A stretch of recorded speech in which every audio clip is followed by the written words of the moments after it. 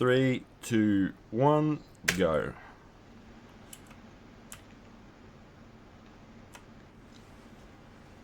One thing that I noticed watching this film, this Marvel Studios logo, it's quite different from the one they showed today, isn't it?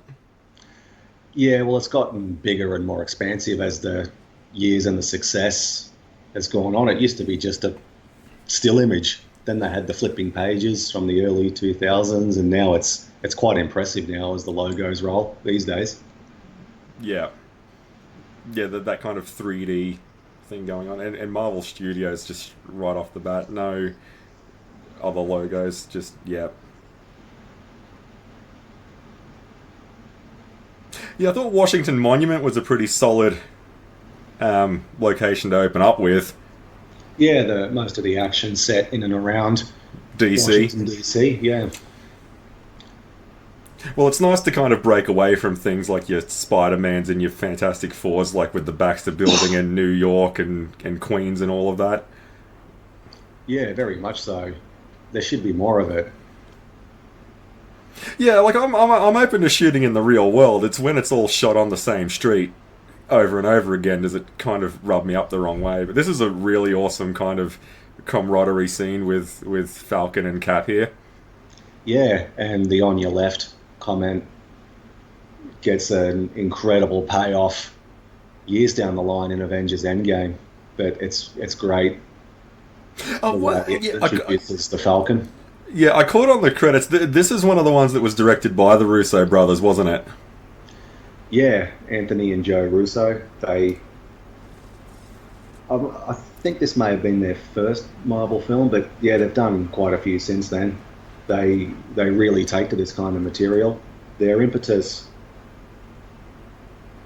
for this film was to uh, follow their inspiration was the 70s political conspiracy thriller films from the 1970s. Your films like 3 Days of the Condor, All the President's Men, The French Connection, with lots of twists and turns. When the action occurs, there's a reason for it. There's a point to it. Action really drives the character in those films, and it really does in this film. And all the sort of story elements and cinematic techniques that made those films memorable. It really makes the structure of this film really strong. Yeah, and see, what I like the most about this intro is that it doesn't start full steam ahead. Like, we get this nice kind of moment here with Cap, getting used to the era that he's in now. I love his little pad of things that he's got to check out. And, Yeah, and that's just stuff to become like your average Joe citizen, even though that he's a superhuman. Like learning to fit into a modern society and just be normal, even though he's about as straight up as the guy as you can get. It's very interesting take. I like it. it's one of the really interesting aspects of his character. He is a man out of time. Yeah, like He, the Rudolph fence kind of thing, isn't it? yeah, and the film, I didn't quite notice it when it first came out, but the film does spend a lot of time fleshing out that aspect of his character. He's struggling for a bit of direction at the moment. He has not been back in the modern world for very long. I know it's 2 years after the Avengers film, but according to Kevin Feige, the official kind of approach they were taking with this film is not very long. He's been out of the ice, so he's tagging along with and running ops for S.H.I.E.L.D, and he's keen to get back into being a soldier again. But it's a different world now, and as he's about to learn, there's a difference. One of the themes of the movie is there's a difference between being a soldier and being a spy. He's accepted that he's a soldier. He's not happy with the masquerades and the double crossing and the conflicting objectives. And people distrusting of their governments, and especially in a time where being patriotic is almost shunned as well. Like Yeah, things that really conflict with his nature. I just want to make a quick mention there about Frank Grillo. They definitely get his their money's worth with him in this film. I thought he was going to be, because he has a background in TV with things like The Shield and Prison Break at the time, and some of the Purge movies.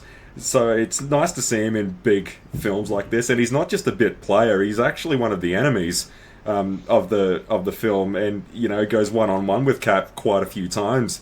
And I just thought it was awesome. I love seeing TV actors make that breakthrough with the leading star in blockbuster films like this. Yes, he plays Brock Rumlow in this, and he goes on to, so that's another long-standing Cap villain. He goes on to become Crossbones, I think, in Captain America, or the Falcon and the Winter Soldier. I believe that Disney Plus series. But yeah, they're seeding Crossbones there, and we see another Cap villain in a second. Now this ship here is incredible. I just absolutely love this sequence, the Lemurian Star. So believe it or not, it's a real ship called the Sea Launch Commander. They found it in California. So what it does is sail out to the equator 4 or 5 times a year to launch satellites in real life. And if you look carefully, you can see in reality it's two vessels. It's one is a traditional vessel and one is a kind of like an oil rig platform that they leave there and sail away a couple of miles and launch the satellite. But they kind of folded those two designs for the look of the Lemurian Star in the film, and it's just spectacular. What an incredible location to have an action sequence as Cap struts his stuff. Yeah, it's always great seeing kind of naval settings, and like it's another thing we don't, because more often than not in action extravaganzas these days, we typically go into outer space. We don't really fight on our oceans. So I like it when they mix things up like this. I do one thing about Cap here. I do love the depiction of his physical prowess in this. Like sometimes you get him just fighting one on one, and you'd think he would have the strength of just a well trained man. But then they'll put in like these quick shots where he'll like stomp someone and they go flying 5 meters. Like the depiction of his fighting ability and his actual strength is really, really good, and they don't overplay that hand at all. Yeah, it's a great point you've made there, and it's something that the filmmakers, Marvel, are really strict on. They don't want their heroes doing anything that they probably wouldn't demonstrate in the comics. So we kind of know what Spider-Man's power level is, or Wolverine's and Captain America's. Apparently, I do remember reading an interview with one of the designers, and they said that's something Marvel's really strict on when they're showcasing their powers. Yeah, getting the right balance. Yeah, like you wouldn't see Captain America towing a ship like this the way Superman does in Dawn of Justice. I really like how they don't overplay that hand. I know Fox has done it a couple of times with X-Men, particularly with Quicksilver, how they've really jacked up his speed. Like he's not Flash levels of quick, but I suppose it's up to the writer to determine that. I love how in this film, like they really don't do that. Like yeah, Cap rips grates out of the ground and things like that, but he doesn't do anything stupid like lift a car over his head. Yeah. Now that pirate leader is actually Batroc the Leaper, another long-standing classic Marvel Cap villain. I remember reading an interview with one of the writers of Captain America around the hero's return era. It may have been Kurt Busiek or maybe Mark Waid. They were asked what villains they were planning to use when writing Cap, and one of them said, to bring back Batroc, because he's kind of a goofy villain in the comics. He's got a really silly-looking beard and a silly-looking costume, and they thought, wouldn't it be great, because he can go toe-to-toe with Cap. If we gave him a shave and sort of gave him a cooler-looking costume, he could be a really lethal villain. I sometimes wonder if they really geeked out over this scene in a minute where they really honour the spirit of his comic book appearance with the sort of purple, burgundy and yellow vest he wears, hidden amongst all the combat gear, and he really does stand up to Cap. So I often wonder if that writer or whoever it was thought, yes, finally someone sees in Batroc what I do. He can be a lethal villain. Oh, I'll also say this. This is something that I really like about Captain America in this film, and that is, you'll notice how cautious he is uh, in situations like this, because he can be wounded and killed by gunfire just as easy as any other normal man can. Yeah. So, he's very razor sharp about his surroundings that he's in. And just going on what you were saying before, it's something that happens in this film quite a bit. I love it when some random no name SWAT guy gets a one-on-one fight with Cap and starts getting the better of him. Yeah. Like, it's sometimes it's the TR radar Force Awakens random stormtrooper effect, isn't it? Like, it's good for a nice little kind of sequence here and there when they do it, and it happens to Cap a couple of times in this movie, which I really enjoy. I love it when that happens. Yeah. The Black Widow is great in this scene as well. Natasha Romanoff, the wrist bracelets with all their gadgets and the weaponry.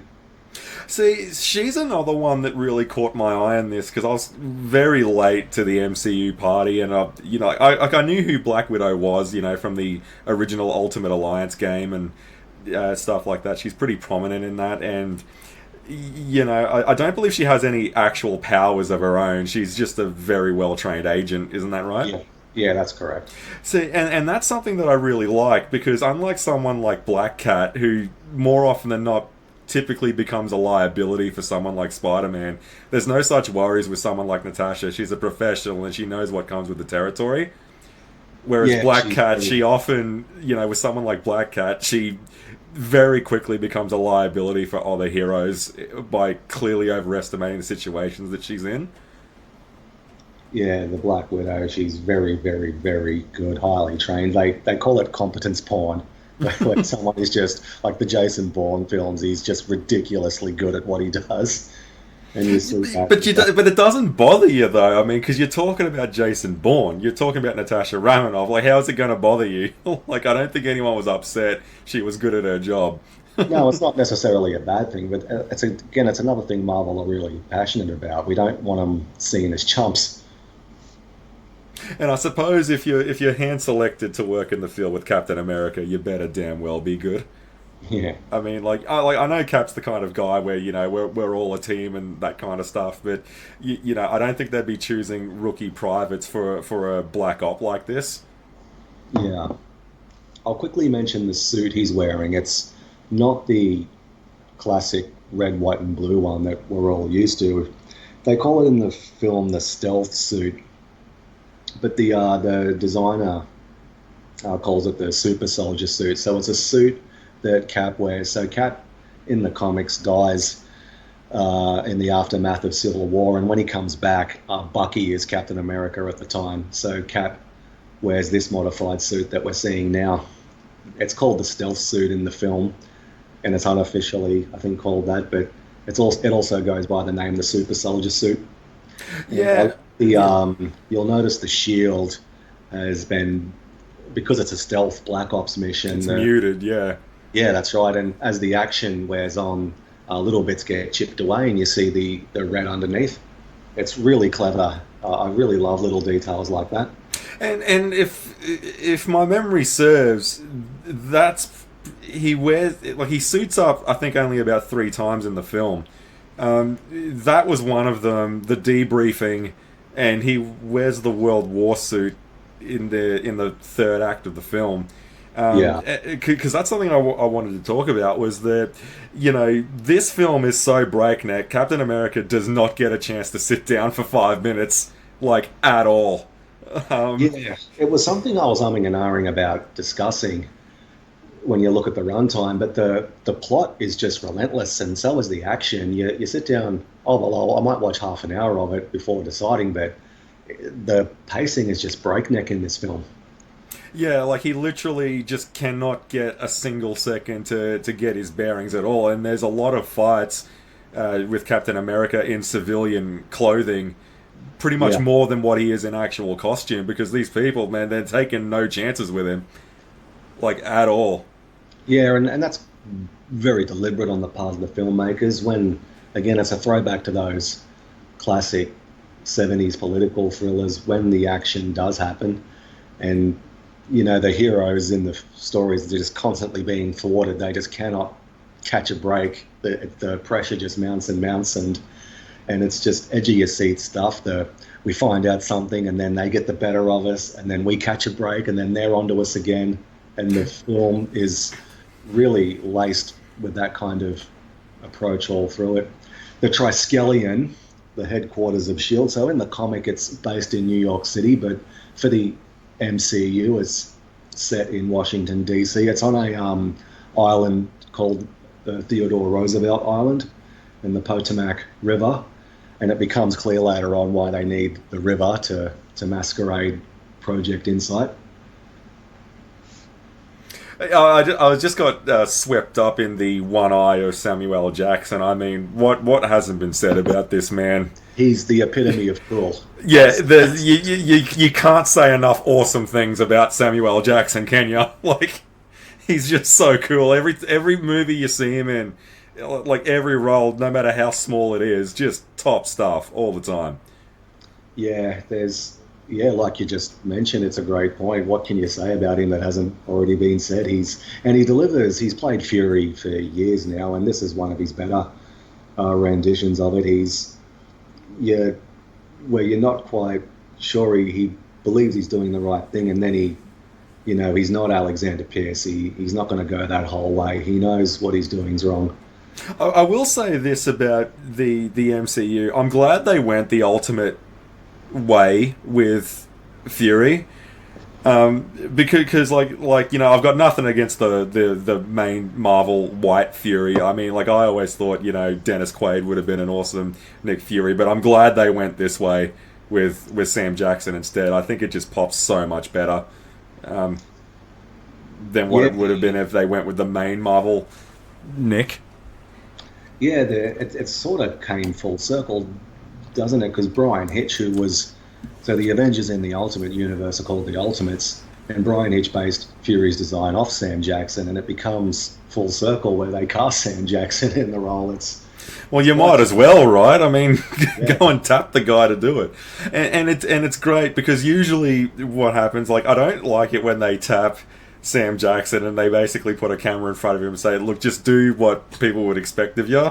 Like, I love it when he takes a role and just plays it so straight. Like, it's refreshing to see Sam Jackson in a role really just crushing it and not screaming motherfucker every 2 seconds.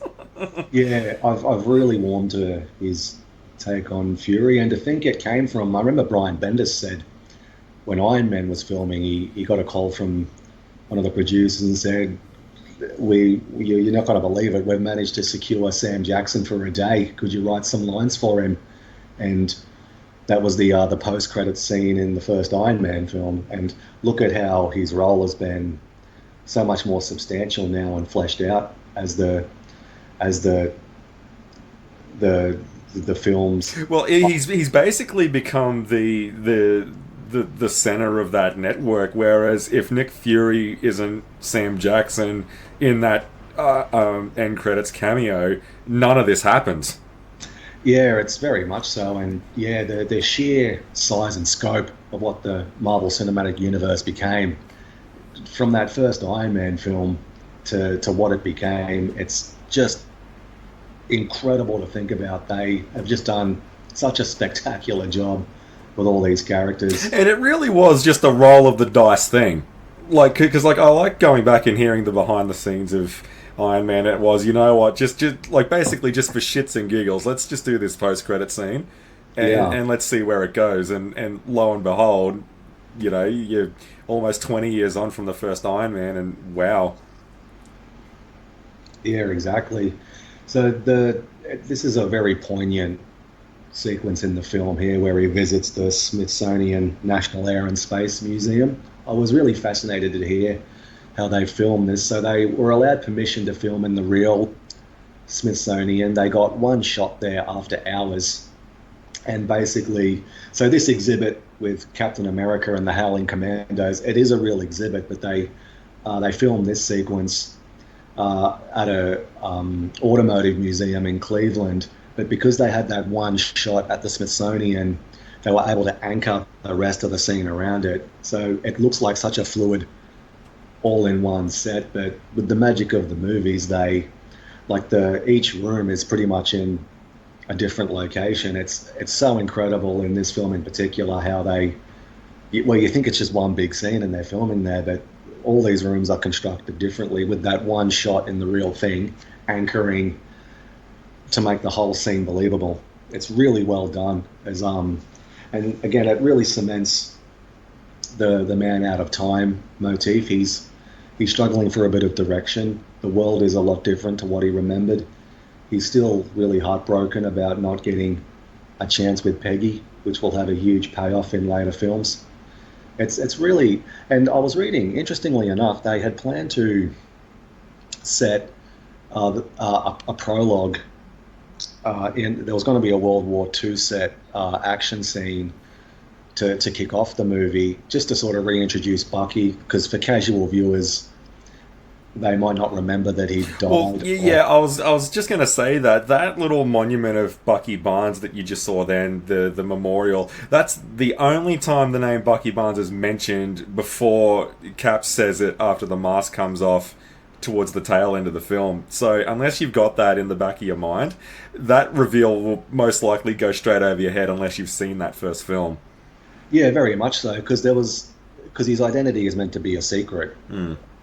And and that's why he's kind of obscured here and there, and yeah, they did there was a bit of toing and froing about just when to reveal his identity. Would casual viewers be a little bit confused, like, hang on a minute, why didn't he die, and that sort of stuff? But it's much more subtle and effective as he's walking through the Smithsonian exhibit and reflecting on his life, and yeah, seeing those monuments to all of his fallen comrades. And it's such an incredible exhibit that huge mural was actually painted, believe it or not. It looks spectacular with Cap and the Howling Commandos. You can't beat painted art, mate. You know, like, it's a lot better than some Adobe Photoshop CGI mess. I mean, painted art is just always, Particularly how huge it is. That painting was bloody huge.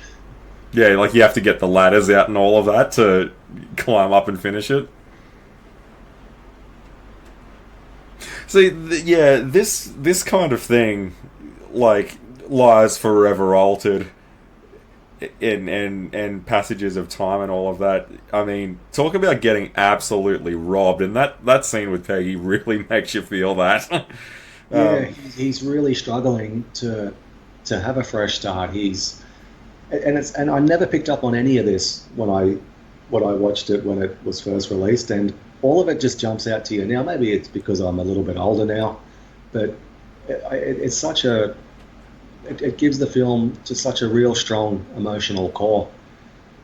How and it constantly reinforces it, and it was so sad and poignant when he goes back to the army base, which was such a huge location in the first film, but we'll get to that a little bit later as Fury's on the case. It's like the only constant that he has at this particular point in time is being a soldier, and it's not what he remembers it being. So without that, like, he's really just a costume at this point. Like, he's not. Yeah, you're very much right, because it was a purer world.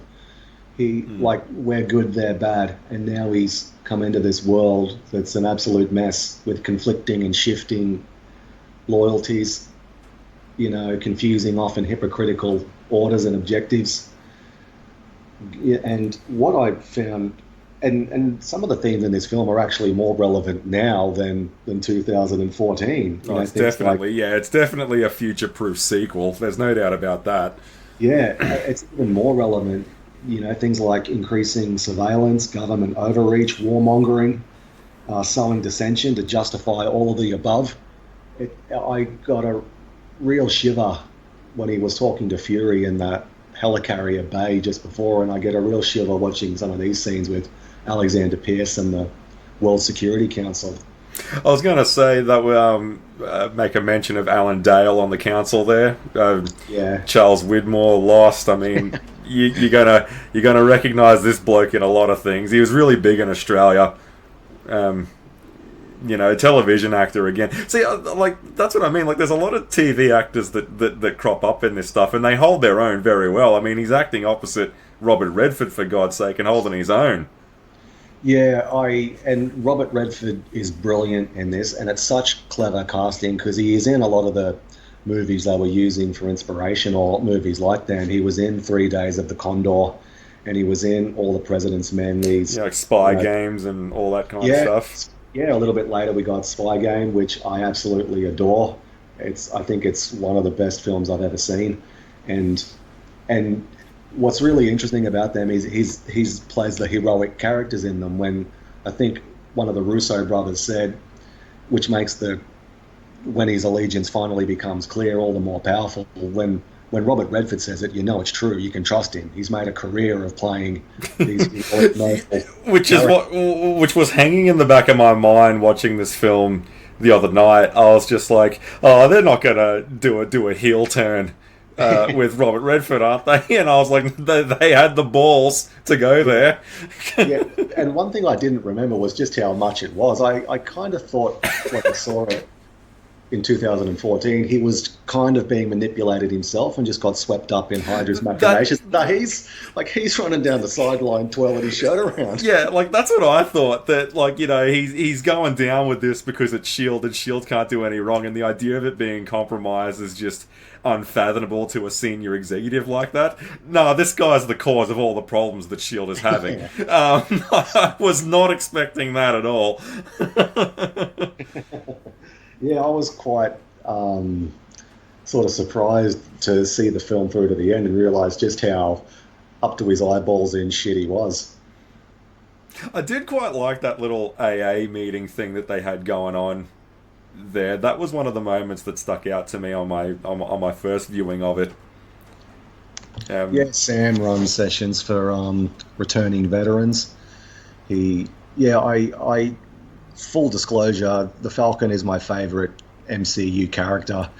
I think they did just such a stellar job, particularly when he finally gets his suit.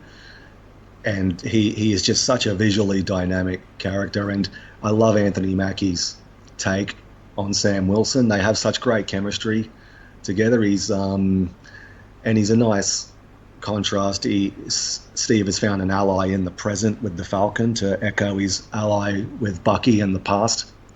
I just think they did such a credit job. And we've talked sort of over the years. I'm not the biggest sort of fan of the MCU, but credit where credit's due. The Falcon they absolutely nailed. He's just such a tremendously cool character. Yeah, I think that's important. What you were saying there, I think that's important to acknowledge as well. Like the MCU has been hit and miss, and it's not doing too hot at this day and age. But you can't.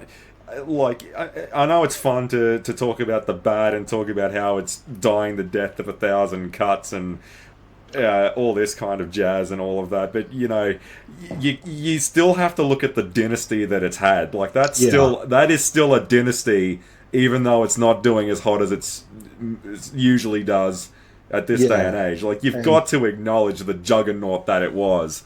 yeah, absolutely. And the like we just sort of talked about the sheer ambition of it and to pull it off. And and for most of their phases they've ranged from good to great, and then you get ones like this that are just stellar as Fury is surrounded. And now with the action sequences and the and this is pretty evident in most of the action sequences, is just how sort of convoluted and complex they are. So like they could have just ended this scene with Fury's car getting T-boned, but he's not. They got to surround him. I They mean, got it's to Nick Fury, for God's sake. I mean, you got to make sure he's dead, right? yeah. They don't realize, because it's a well-established fact in the comic books, that Shield cars can fly. So they've knocked the flight mechanism offline. They don't realize that the car is like basically a Terminator. It starts pulling out guns and deploying all these countermeasures. It's so cool. And that's something that I thought, because like when I was watching this film, like it's the second chapter in Captain America's story, but it's almost like a Captain America ensemble piece light itself with his support network. Like as you were saying, like the Falcon gets like quite a good chunk of action himself towards the tail end of this film. Yeah, Black he Widow basically speaks for steals the herself, show. and you get Nick Fury with this awesome sequence. Yeah, It just so like it's not just yeah, I mean, and even when a soldier gets moments on his own and stuff like that, like it really is just everyone gets their little time to shine, and they don't need Chris Evans holding their hand, which is something I thought was really cool about this film. yeah, very much so. And yeah, as he's trying to evade, and this scene really gave me chills when I watched it. When I was watching this the other night, this whole sequence did made me clench up my ass a little bit because, like, this was just so deadly and lethal. I loved it. Yeah, the this upcoming shot when the Winter Soldier is standing right there. My God, man, I got chills. It's like Darth Maul in the hangar, isn't it? Like it, Yeah, it yeah. really is. It really echoes that kind of sense, and the so again the ethos or the design approach for these action scenes. The heroes are constantly thwarted. I can't fly out of here. I got to drive. I'm surrounded. I've been shot in the arm. Now I've got to manually drive. It's they're just constantly like our heroes just I was gonna say this bloke who's shooting through the tram line, chasing. Oh, I mean, didn't he have his wheat bix this morning? Like, look at him go. He's like running over, and then he just gets taken out. But he's like running over, like he's running on the roof of cars and all of that, and like frog hopping across to try and shoot him. Like he's yeah. going for it. He's employee of And the month, mate. yeah, and right off the bat, we have all these little clues about how widespread the conspiracy is. They're dressed as police officers with police hardware Yeah, and vehicles. street level cops, and then you just had them pull out a battering ram with Yeah, SWAT low grade military equipment, and then yeah, yeah. military ordnance. Yeah, It's and well, actually, case in point, like when the Winter Soldier rocks up at the end of the street, like it's gone full on mercenary now from street level cops. yeah, it's it's beginning to dawn on Fury just how much trouble Shield's in. They're almost like agents, like Hydra's hold on just about everything that has ties to Shield. It's almost like agents in the Matrix. They just materialize out of nowhere, and Yeah, they just keep coming. yeah, our heroes in this film, they're just constantly being attacked on all fronts, completely surrounded. See, and like I don't mind heroes having the hardest times imaginable. Like that doesn't bother me. What bothers me is when filmmakers tend to make it just so bleak to the point where what is even the point of winning? Yeah, Like, I'm glad that this film doesn't do that. I mean, you can make things as hard as you want for the heroes, but for God's sake, mate, you've got to have a ray of sunshine in there somewhere. They are heroes, after all. yeah, Like, yeah. There's nothing worse than following characters. and, It's yeah. really bad for them. So, but they do win the day in this, which is great. I just want to say I'm glad that this happened, and I was smirking to myself when I was watching this for the first time, going, "It's such a Nick Fury thing because of course he got away." Yeah, Like, I mean, of course. yeah, with You a know? shield gadget. Yeah, like, yeah. I mean, come on, we're talking about Nick Fury here, for God's sake. Yeah, And this is what I'm talking about. So Steve is unaware of the situation at this point. yeah, that's He's right. literally coming home from riding his bike. One of the few things he gets enjoyment in at this particular section. And Yeah, it's a great point you mentioned that um, about the bike because yeah, much like with the conspiracy, there's all these subtle clues that Steve is really unsettled in his life as he meets Agent 13. He because you see in his apartment, he's you know I love films that show that the characters have complete lives and he's got interests outside of his job. And when you go into his apartment, he has the picture of the motorcycles hanging on his walls, and it really reinforces his. he's got a It's one lot of of his hobbies. World War II like documentary books and stuff like that as well. Yeah, it's really it's subtle, but a film that knows what he's doing, you do pick up on them. Yeah, And I always love seeing them. And one thing that they really, really just absolutely crush in this film, I love seeing heroes do things that the everyday person in real life can do. Yeah, Like, and you get a lot of that with Cap in this. Like, I know he downs like Harrier jump jets in this film, and he's fighting cyborgs and all stuff like that. But how he takes the time to have like conversations with people and work out with people, and give advice here, there, and everywhere, and do the every like. I think it's important to show that in superhero films in general, the heroes doing everyday things to make other people's lives better that we can do in real life. Like, it's great seeing like Superman tow a ship across the Arctic. That's great, but I do think it's important for him to get a cat out of a tree, something that we can all do for someone else. I just find it very it's important to show that. Yeah, that makes them more relatable, as he still uses the record player, and just a few quick glances around his apartment. There's stuff in boxes still, and he hasn't quite.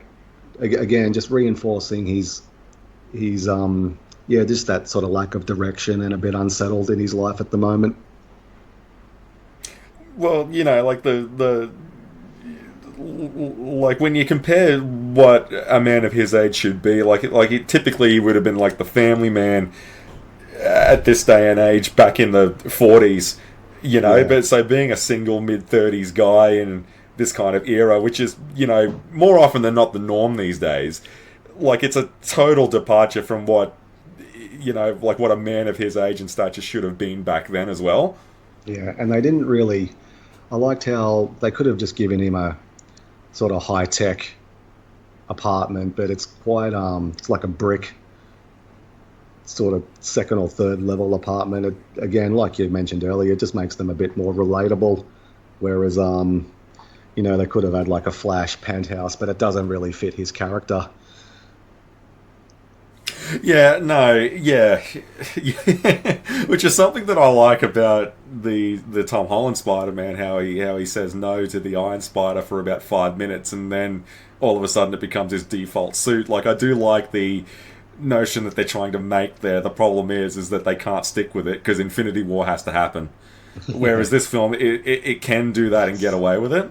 I think it goes without saying, one of the coolest moments in this was that line, "Tell him I'm in pursuit," and then he's just taking off in his civilian stuff, because I mean that's what I'm talking about, man. You're on duty. Yeah, I love that line when I heard it the other night. Yeah, tell them I'm in pursuit.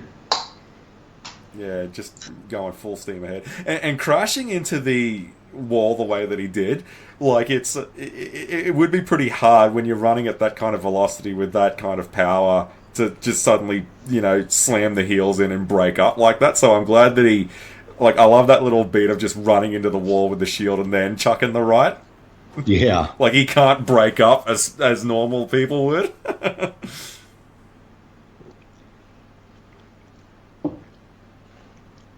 And I want to say this as well. I love night shoots and all of that, where you can still see everything that's going on.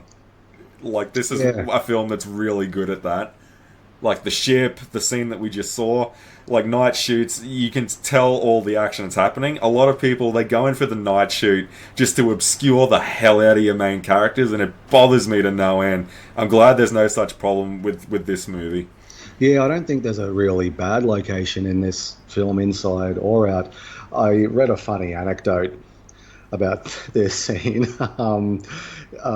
It is a set they built. I think it was the production designer says, trying to film in a real operating theatre, one word, impossible. That's it. No chance. Yeah, you're going to disrupt operating time that someone else really needs to shoot a movie of someone pretending to die. All right. It was quite funny. Because they managed to secure like that huge cargo ship, but in terms of an actual real operating theatre, you're dreaming. You're dead set dreaming. I can't believe that was even a thought bubble that someone had. Yeah, that should have been killed in someone's head. Yeah, like that's the kind of thing that you think up and you throw out during a brainstorming session in the writer's room, but as you're saying it, you realise just how dumb it sounds as it's coming out of your mouth. Yeah, I'm going to think the impossible. You need to unthink the impossible. Yeah, mate, it can pop straight back into your head. is what you need to say there. One thing that I was talking about when I was watching this the other night was: is this a thing in America? I'd be keen to know, like, viewable operating rooms. No, it's a good point you mentioned. No, I don't believe so. It's a very deliberate film making choice to Yeah, have because this it's huge so rectangular. common that I had to wonder if it was actually a thing or not. I couldn't imagine it being one, but I don't know. So No, it's a good thing you picked up on because the film designers they wanted Steve and Natasha to just feel helpless, like Fury's fighting for his life and they can't do anything, and they watch as he seemingly dies. That was very deliberate. yeah. They wanted them watching on and just being totally powerless. So they're really the film's really isolating Steve and Natasha now as um, Like, no, the but now there's absolutely no true backup at all. yeah, as the They're conspiracy starts to unwind and reveal itself. and again, both of them are still in their civvies, and I love it. Yeah. And one of the MVPs, Maria Hill, in the background, she has a small but crucial role in the end stages. I really enjoyed her presence in the film later on. Yeah, Maria Hill's an interesting one for me. Like, I know most people say she's Amanda Waller light, but she does have some cool moments of her own. Yeah. I think she well and truly stands on her own pretty well. In contrast to Amanda Waller. Yeah, they're very different characters, yeah. So it's interesting how people do that. Like, they see the superficial relations between a Marvel comic book character like Maria Hill and a DC one like Amanda Waller, but they only see the superficial level in the sense that, oh, well, they're both like high-ranking agent executives of secret organizations, so therefore they're both knockoffs of each other. Like, they're totally different people. Like, it's when people see Iron Man and they see Batman and they go, yeah, well, that's Marvel's answer to Batman, but only on a superficial level that they're both rich. Like Yeah, like I've often felt that about Superman and Thor. Like, why is Thor Superman's counterpart? I guess in terms of powers, they're right, but Superman and Captain America are more alike than Superman and Thor. yeah, and I also think Captain America is a lot more close. Like, when you watch this film, I think Cap is a lot more in tune with Batman than what Iron Man is as well. Like Captain America seems to be a blend of the two. Yeah, In a good way. I do get strong Superman vibes from Chris Evans in this film, and I love it. yeah. I sometimes wonder, although it's probably better for a closing thought, we'll put a pin in that, Yeah. as he discusses the situation so far with Alexander Pierce.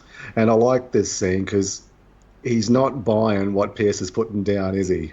Pierce is, and Pierce is sort of shifting and based on his reactions, trying to come up with a story. And Yeah, this beat here, this reminded me of that little nod in Billy Madison when Bradley Whitford's talking to Crazy Carl. How would you feel working for some punk kid like Billy, and then Carl just eyes him up and down? Could be worse.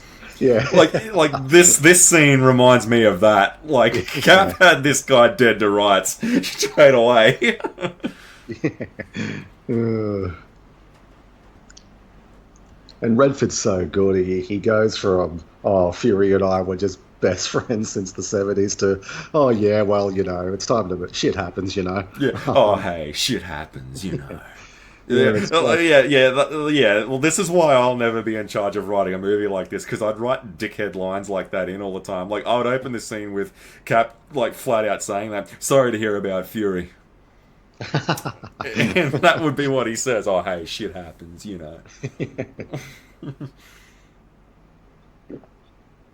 I love these briefing scenes with, like, especially this scene here, getting the rundown from Charles Minor. Like, you compare that to the debriefing that he had with Fury, where Rogers was really kind of worked up about how that went down. yeah, Like the demeanor shift between Fury and this bloke, like, it's almost like the complete opposite. yeah. I was just waiting for Robert Redford to do a Chevy Chase here and just go, well, hindsight's 2020, Rogers. Yeah, it's quite a good scene there. He's thought he would have Cap in the bag, but Cap is not so easily sort of bought or ordered or bossed around. He doesn't like the fact that Natasha had a conflicting mission when they were on the Lemurian Star at the earlier point of the film, and he's not really comfortable with, this sort of espionage spy world. Yeah, we're a rescue team, not assassins. Yeah. See, and this is something that is totally lost on a lot of comic book movies today, and it's happening more and more with things in DC. I'm not too sure what the climate's like with this with Marvel. A lot of these heroes often clash with governmental authority. Yeah. I don't like it when all of a sudden you get things like, it's not really a good example, but things like the Thunderbolts or Frank Miller's depictions of Superman, where he's taking like post-it notes from the president on what to do, and then he goes and does it without any thought of his own. Like characters like Captain America and Iron Man and all of that, like, and Superman's and all that kind of stuff, they often clash with authority like that. Not because you can't control us, but because there's a middle ground here that you're not seeing. Yeah, it's something. It's why in some of the while I kind of lost interest in the Avengers in the comics, I just hated seeing them as lackeys for Shield all the time. They just Shield tells you to go here and do this, and they do it and don't even question it. It's, well, hang on a minute, what's this operation for? How does that fit into the context of a more free, peaceful, equitable world? It kind of, one or two isn't bad, but I'm just sick of seeing heroes just getting bossed around by these government stooges. Yeah, and Cap even had a line earlier, like, I'm getting tired of being Fury's janitor.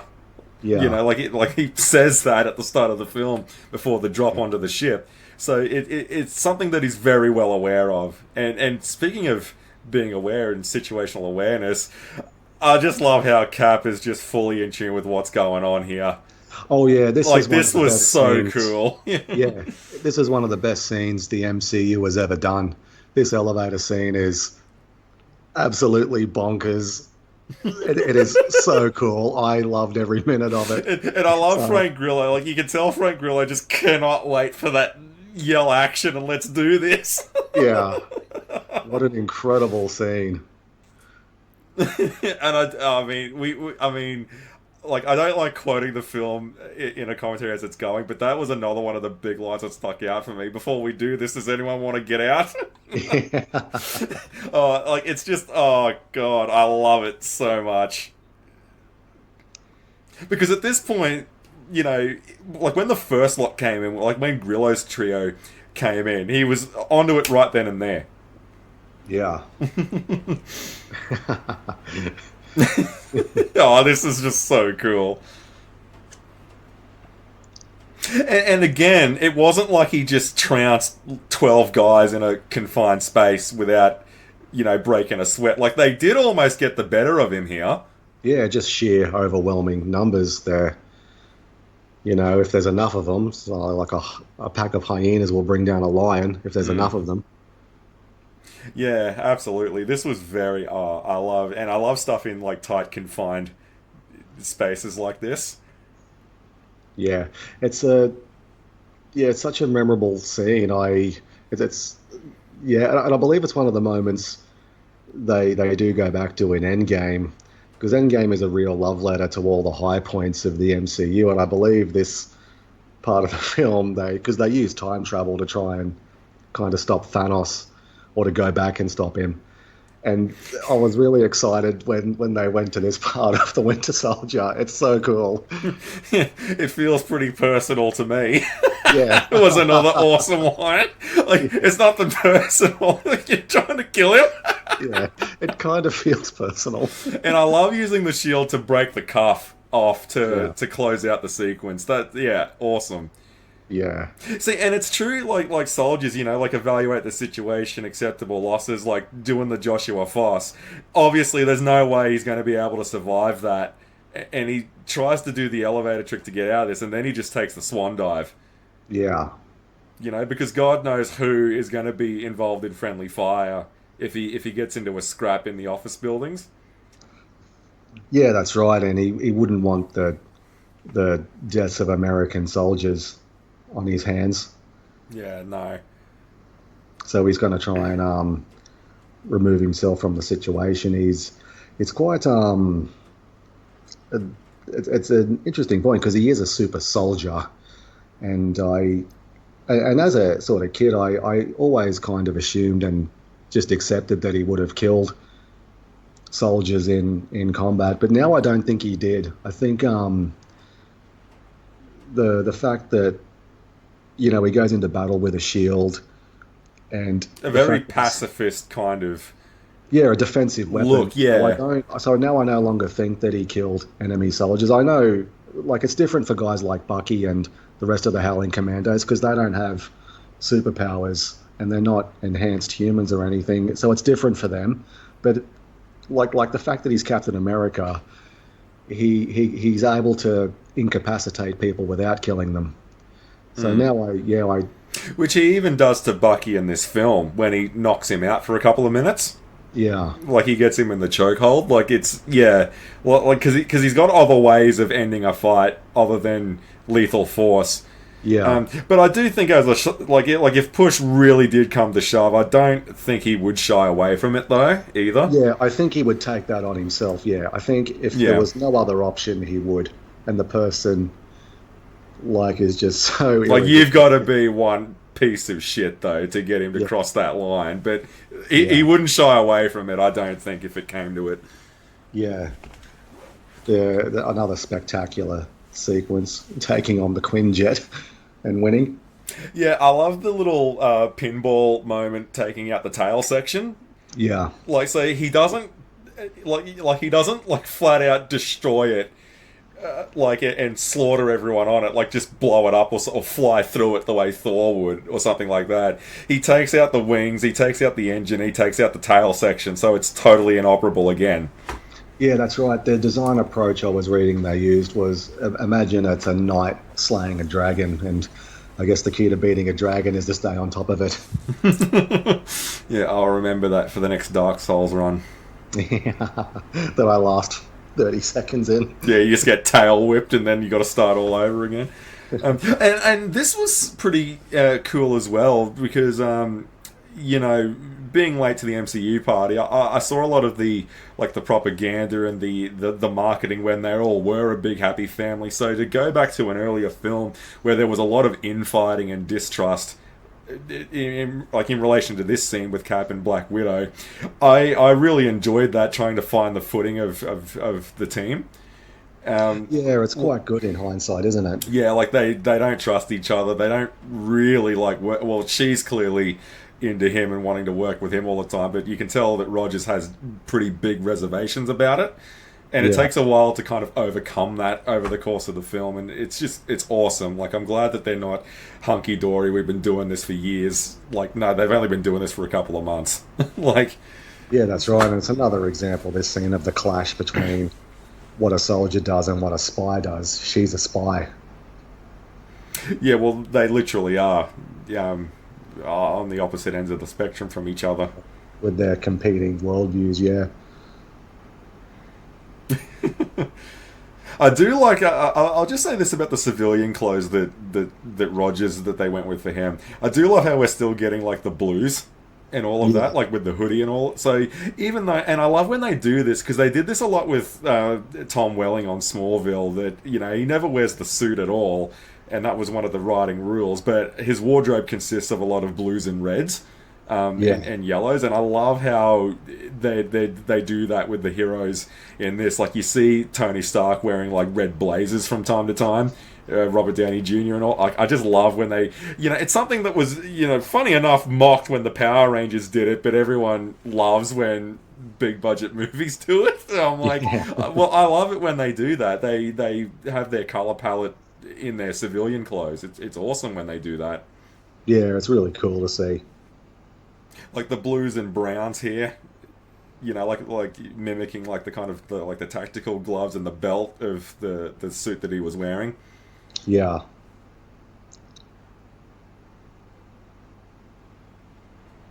And this was cool as well, wearing the glasses and getting the baseball cap on and all of that, because it was established earlier in the film when he was at the Smithsonian that he's very good at just flat out blending in. Like people just don't recognize him, even though he's gone maskless in public a couple of times.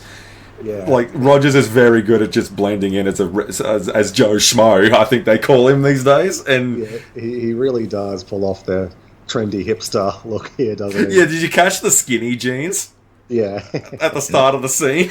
Yeah, it's just so awesome.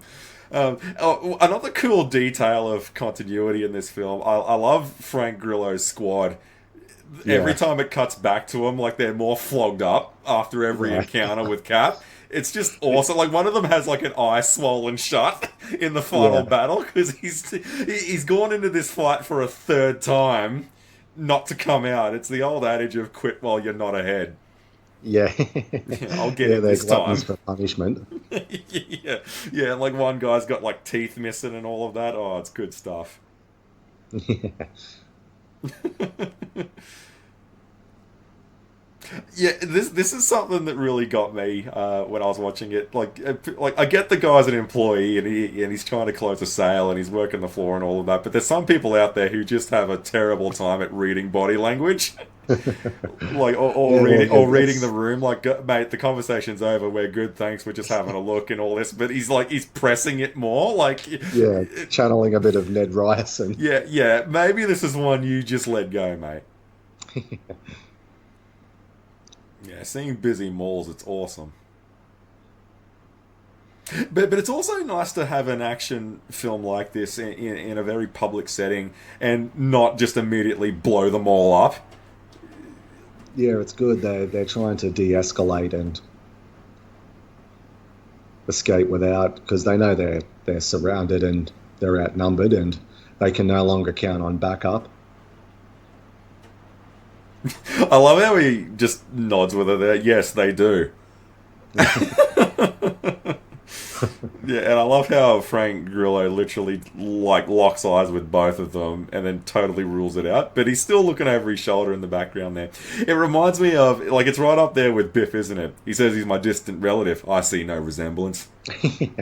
Yeah, I find upon reflection the romance subplots they don't really seem to with the benefit of hindsight, they didn't really amount to much because I remember in Avengers: Age of Ultron, which was released a year after this one, Yeah. the Black Widow develops a relationship or an affection for Bruce Banner, and in Civil War, which I think is a year or two later, it's obvious that Cap and Sharon are an item but then he goes back to be with Peggy. I find it really interesting that apart from I think the Scarlet Witch and Vision, none of the romance subplots really sort of bore fruit, did they? There's some playful little banter here between the Black Widow and Cap, but I get the feeling he's not that interested. Well, it's not only that. Like I think when you go through things like that they go through, when you go through some hardships like that, there's going to be, I liken it to when Phoebe kisses Kimball at the end of The Kindergarten Cop. Like there's no romantic connection there at all. They're just partners that went through one hell of an ordeal, and it's Yeah, just something that they did. Like I think a bit of that, like with Chris Redfield and Jill Valentine in Resident Evil. Sometimes they can just work together. They go through a lot. They have a little thing here and there, and then that's cool. But like they're friends. Like that's just like what they do. Sometimes you can just be really good working with each other, and there's a little bit of sugar here and there. That's fine, but it's like that's as far as it goes. I yeah, think that's totally fine. yeah. Now this whole sequence from beginning to end is an absolute masterclass. I was so blown away by how impressive from the arrival at Camp Lahai. And again, it really affected me this scene when he and look, it's tremendous acting. The look on his face is just really sad. You look at the weeds and the grass has overgrown all of the buildings, and the world has moved on and it's dilapidated.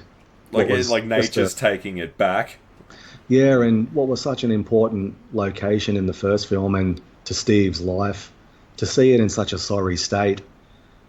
Yeah, I was really mournful of it. And he snaps into action. He realizes there's a building there that shouldn't be there, and which with the passage of time does happen. Like you go back and um, at places I used to sort of live and work, and sometimes the buildings aren't even there; they've been demolished, and something else is there. And it's always Well, a a good kind thing of for that, like go back and look at the schools like that you went to. Like I can barely recognize my primary school yeah, with it's the really not. renovations that it has. Like apart from the name, it's a completely different place.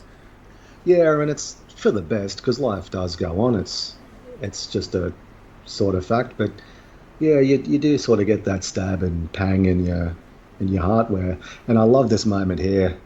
Who's the girl? And there's just stone silence. He's still really upset about Peggy, and it really reinforces it. And because like the later films are more fresh in my mind than the earlier ones, and there's so much set up here that pays off years later. It's truly incredible what Kevin Feige and his team have done for this whole Infinity Saga.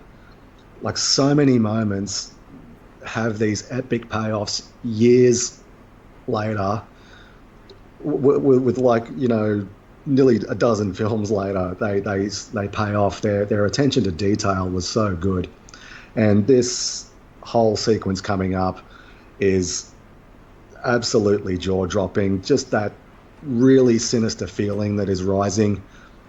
These dilapidated old hunks of junk of technology with this modern stuff.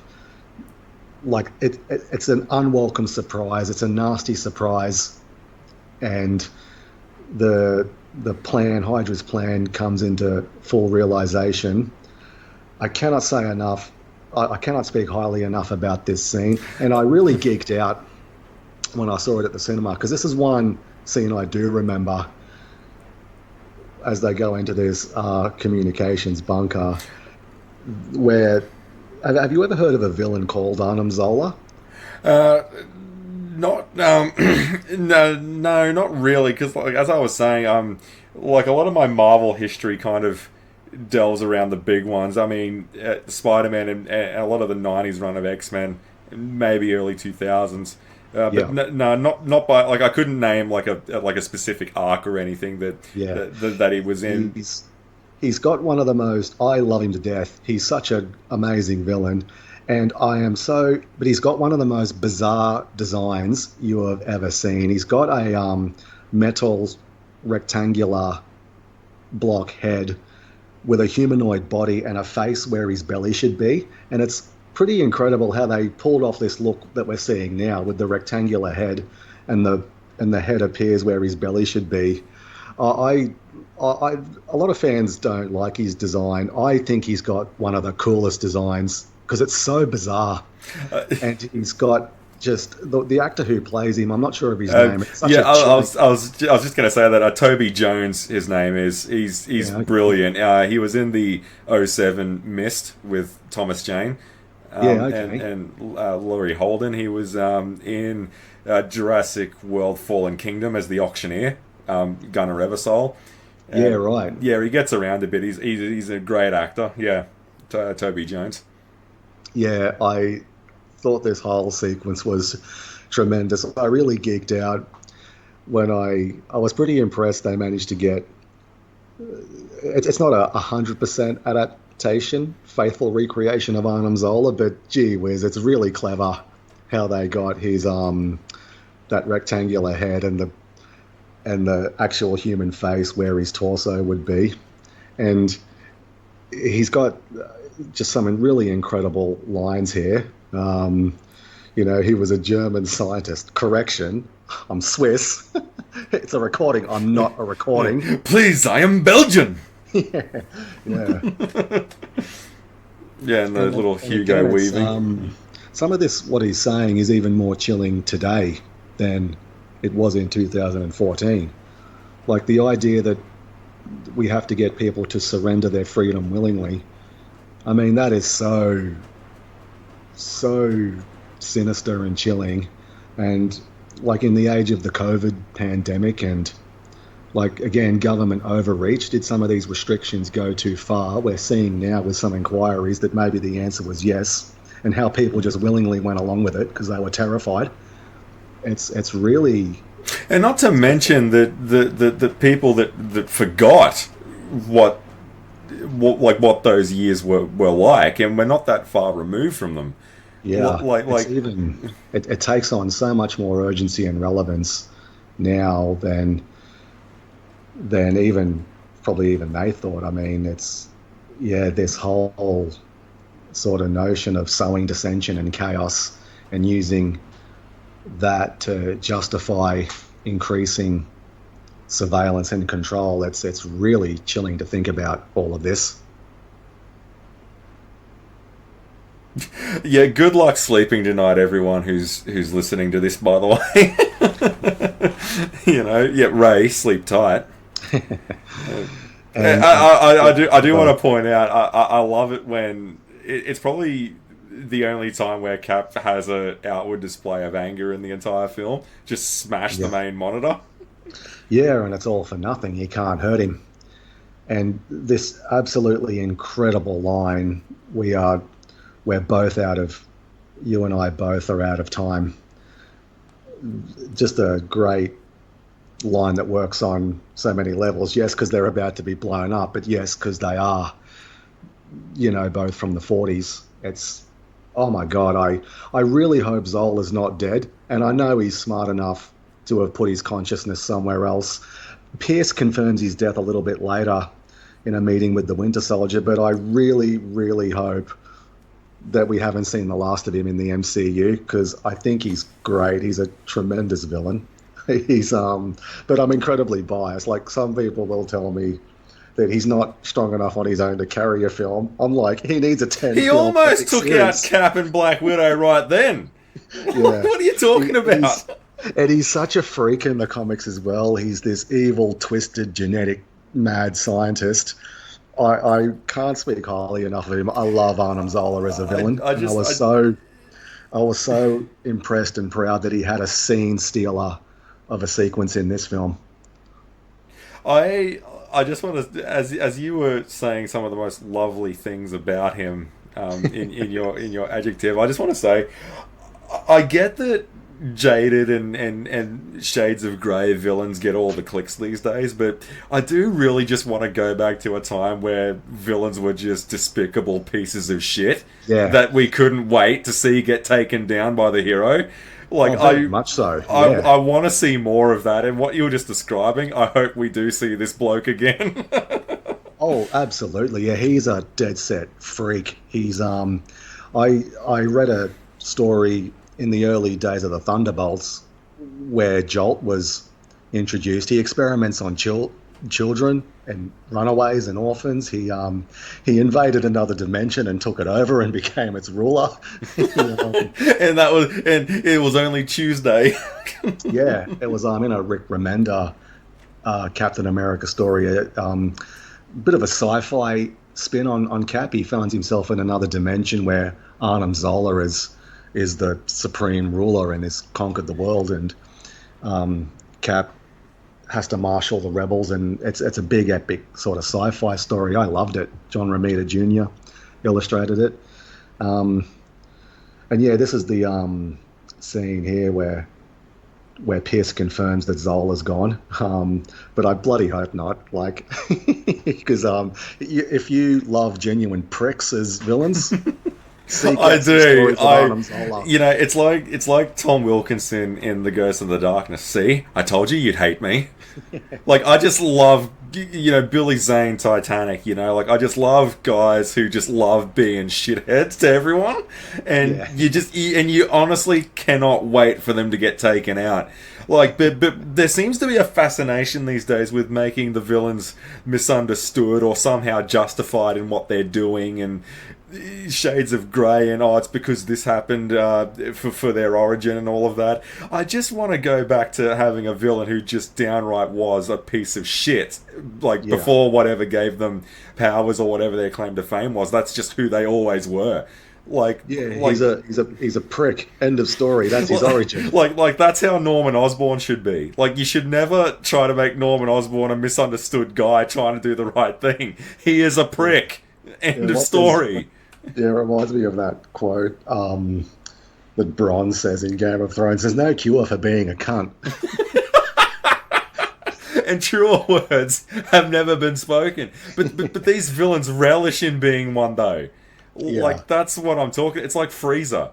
Like Frieza's got everything in the entire universe. He's got power. He's got status. He's only a prick because he can be. Because he gets enjoyment in it. Like, he doesn't have to eradicate a race. He just does it for fun. Like, he is such a prick, and you can't wait for him to get taken down. Yeah, like villains you just love to hate. And that's one of the that's what I mean. Like, I'm just like, I know the Shades of Grey thing is for some reason it's just so insanely popular to have a jaded villain these days.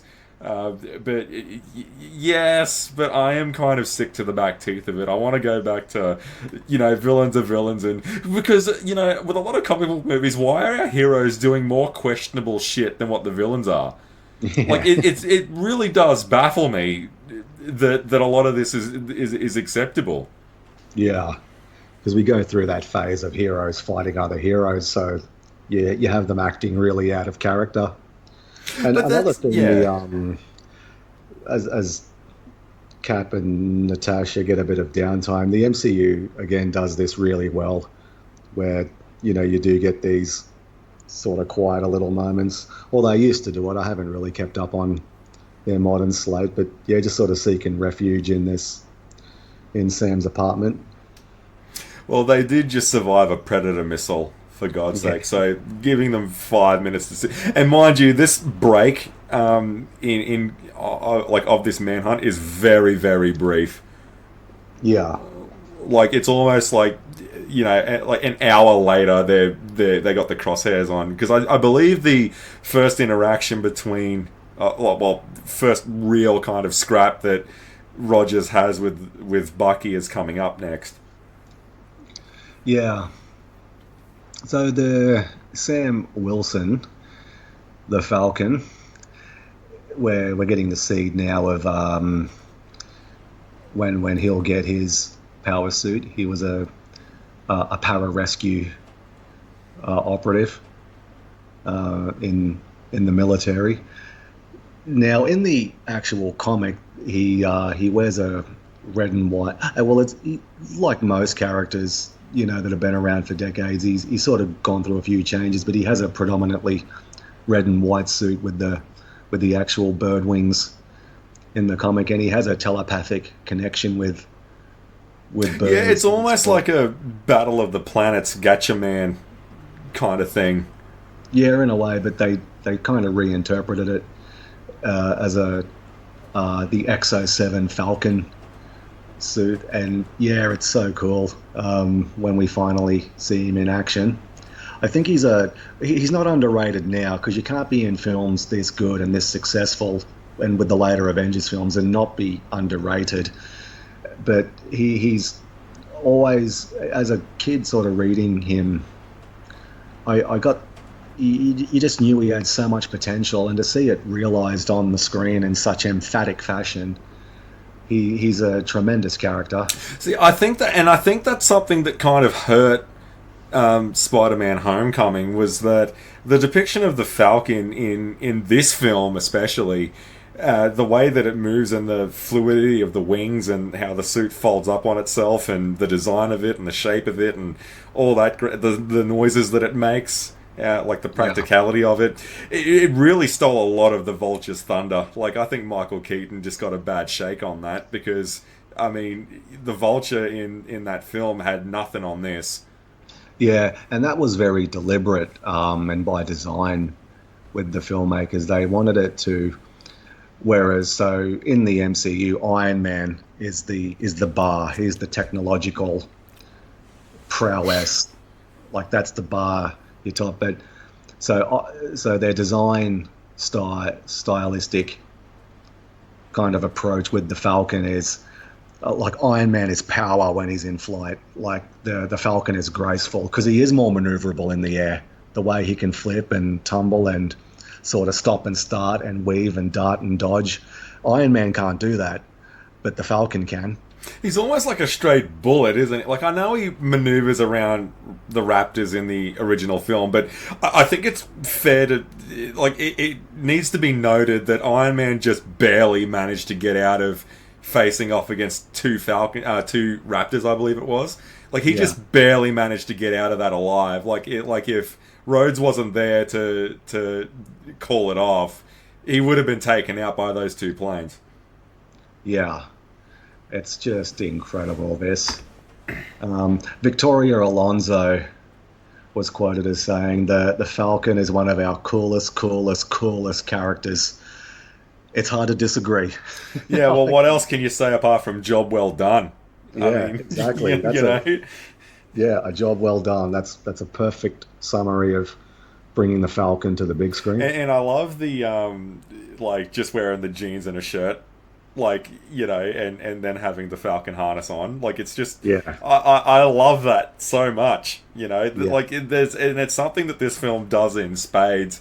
I love seeing civilian clothes on Rogers holding the shield. I love seeing Sam in civilian clothes wearing his wings. Like I love seeing Black Widow in civilian clothes with her gadgets. It's just so yeah, cool. yeah. It really is. But it also goes to show, like, before things, like, I know this is, like, funneling into Civil War, like, like, the whole concept of the secret identity, like, you really do kind of feel it in this. Yeah, that's right. Because it's something someone mentioned the other day in a discussion. It's why Cap has to be in opposition to it. Because what Tony doesn't realize in Civil War is if we follow that law through to its conclusion, it's exactly what Hydra had planned. Yeah. So he has to be against it. See, I was thinking that when I was watching this film, like, because back in the day, like when Civil War came out and Ultimate Alliance 2 was out, I did go pro registration on my first playthrough of that. But going through this film again, I just quickly realized God Stark made some terrible calls in that story. Yeah, this is awesome. So the Russo brothers gave their design team.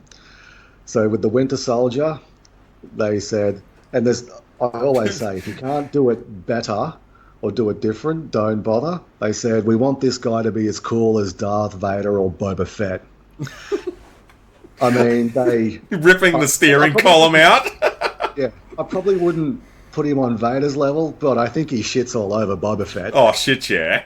Because This I'm like guy, Boba Fett, this guy actually did something. yeah, this guy is just leaking badass all over my TV at the moment. I got, you know what I got out of? I got a lot of T-1000 vibes out of him when I first saw it. Yeah, Like it's just this force that when it sees its objective, just literally runs at it with everything he's yes, got. Like what yeah, a it's a very T-1000 would do. oh yeah, it's a great comparison. And look at his mercenary team, the way they back him up. Like they just hand him his weapons. It's all fluid. He knows exactly what he's doing. It's holy Christ. It's a Like the such a tense suppressing scene. fire they're laying down, and he's just casually strolling up. Yeah. Oh my God, this guy is just bringing the thunder. Holy Christ. And And it proves that you can look cool and be of substance. These days, you can only look cool and be a myth, apparently. yeah, and the Black Widow and Captain America and the Falcon, these are highly trained soldiers, and he's just got them running for their lives. I love that spot there. Again, the situational awareness of our heroes is so cool. She sees the overhead shadow and just goes, "Nah, Yeah, fuck that." yeah. And she actually managed to get him in the eye. Holy shit! Like if he wasn't wearing those, like Oh, you know, yeah. like we would have had the ending credits playing like right then and there. Like had he not have had that on. Yeah. She had the right idea, but it was a clever play, but too clever by half. Got the fucking noob tube on it as well, Yeah, which I believe he shoots a couple of times. Coming up, yeah, straight off the overpass. yeah. And his team are dressed in grey to sort of better contrast him with the black and the silver. Yeah, it's an awesome color palette that they got going for him. Um, Yeah, it's so everything about this movie is just pure this quality. this bloke here with Old Painless, I Oh, love when Rogers takes him out. Like I yeah, just thought it reminded me of Dinobot covered in mud to fool the turret when he breaks into the dark side to steal the golden discs. And every time yeah, the turret like rolls past, he keeps running up to it closer and closer. So like when Cap gets the shield out and just stomps up to the guy with the minigun, I was all smiles when this happened. Like I'm gonna take this idiot out. yeah. And Sam, who's still up on the bridge, is really playing his part. He's got a vantage point now. He can lay down cover fire from up there because the other two have got boots on the ground. Yeah, no, this is great stuff. They're just highly determined to, both groups are just highly determined to win this very physical battle. It's I love the and metallic just the fingers through the fingerless glove as well. yeah, and just the ebb and flow of the action. Like our heroes get their noses in front, and the Winter Soldier just violently wrenches the momentum back. Then they just reset, regroup. They get their just get that little bit ahead again. Nah, just get back there, stand still, so I can fucking kill you. Yeah, I love how this was an awesome moment with Black Widow here, and like you know, yeah, I love it when it's up there with the torpedo number one away Goku with the time delayed Kamehamehas to full Frieza. This was so cool. Yeah, You know, yeah, it doesn't really amount to much, but I do love that kind of. You know, you got to pull out every trick you've got when you got a bloke like this yeah, trying to take you out because it's not really about like it quickly becomes not about defeating the Winter Soldier or killing him. It becomes more about surviving him to try and yeah. get away from the encounter.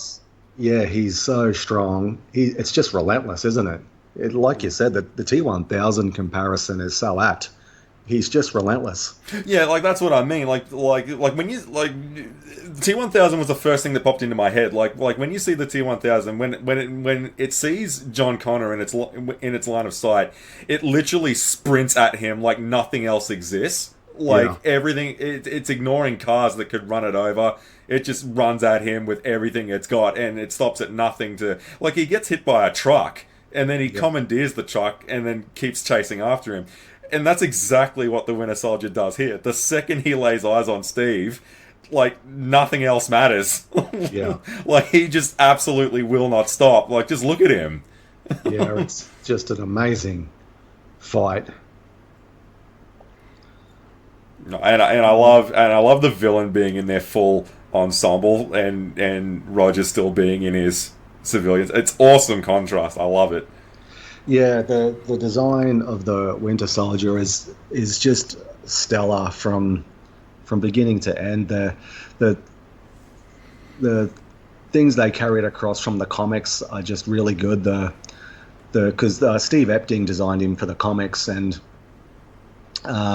he originally designed him with Bucky's haircut, but with Tom Brevoort and Joe Quesada discussing the character, they thought he didn't look tough enough. So just the long, and even just changing his hair, making his hair long, gives him that sort of tougher, sinister look.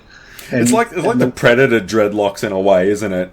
Yeah, and in the comics he has the domino mask like Bucky's costume had, but they didn't quite pull it off in the film. So you do briefly see him with his eye mask. They used the sort of face paint smudge kind of look, and as he's finally unmasked, It's yeah, it's just a really great design that really pops off the screen. Particularly the arm, they did such a great job with that metallic arm because he does have it in the comics as well. They wanted to honor Bucky because the thing, like Bucky was such a taboo in comics. Bucky has been dead in our time for decades, so Mm. bringing him back in Yeah. 2004 was a very sort of controversial thing, but to do it so spectacularly and in a way that sort of made sense. He was fished out of the ice by the Russians and brainwashed, and they would freeze him in suspended animation and then bring him out for a mission, then put him back to sleep. So it's a plausible explanation of how he hasn't aged all that much. He's aged a little bit, but not much since World War II, and all those elements are really present in this film. Yeah, I love like it, like all smeared up with like soot and all of that from exploding cars, and like we're sitting down for a minute, but we're all in chains now, and Yeah, this kind of jazz. I actually thought Agent 13 was the one that bails them out of this, but it was actually Maria Hill instead. yeah, that's right. I was a bit shocked when he whips out the baton and you think he's about to whack them, and then he turns on his mate. I was yeah, I'd completely forgotten about this whole I love plot. the little flinch that Sam does there Yeah, when the baton goes on, because it's not really a baton, is it? It's like a fucking cattle prod. yeah, one of those stun machines. I love the old like the cavalcade of black SUVs Oh yeah, driving across. Like it's such a 2000s thing, but I love it when films do it. yeah, yeah, the motorcade. Yeah, so I love this. You go to a dark, shady underpass. Let's just whack them. Yeah, and it's such a chilling line the way Frank Grillo delivers it. He gets out of the van and goes, dig three graves, or he says, like, dig three holes. Like, they're not mucking around. You're about to be executed unceremoniously. Well, this is the first time, yeah, dishonorably discharged. Yeah, let's just Well, say I'm accepting your resignation. yeah, thank you for your service. Some sign off like that before you shoot him in the back of the head.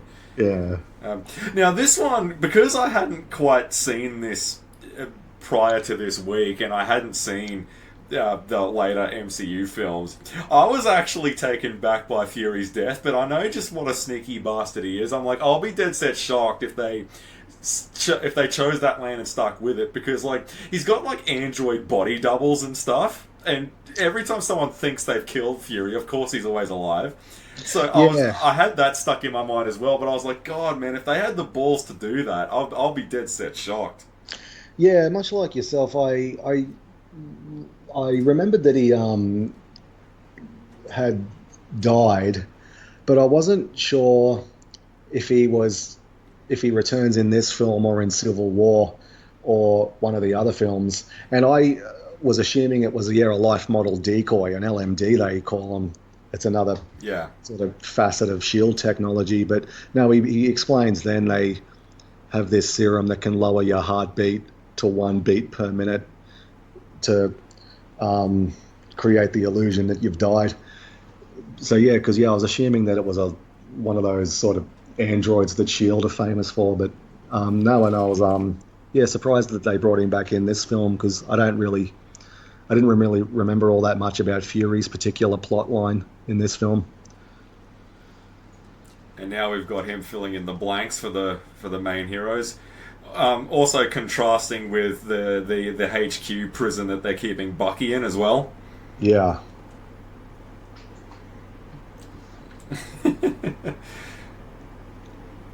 Because like I did mention this before we kicked off, is that even though the film's called The Winter Soldier, he's like his screen time is very, very limited, and what you do get behind the scenes like this leaves so much unanswered.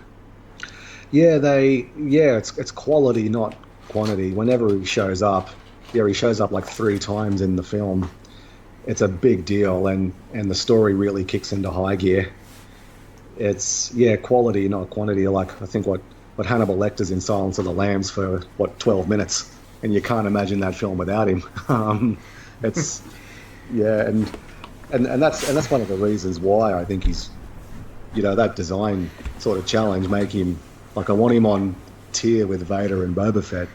Like, the problem with those guys is just they've just been diluted. Like, with every subsequent appearance just makes them weaker and lamer.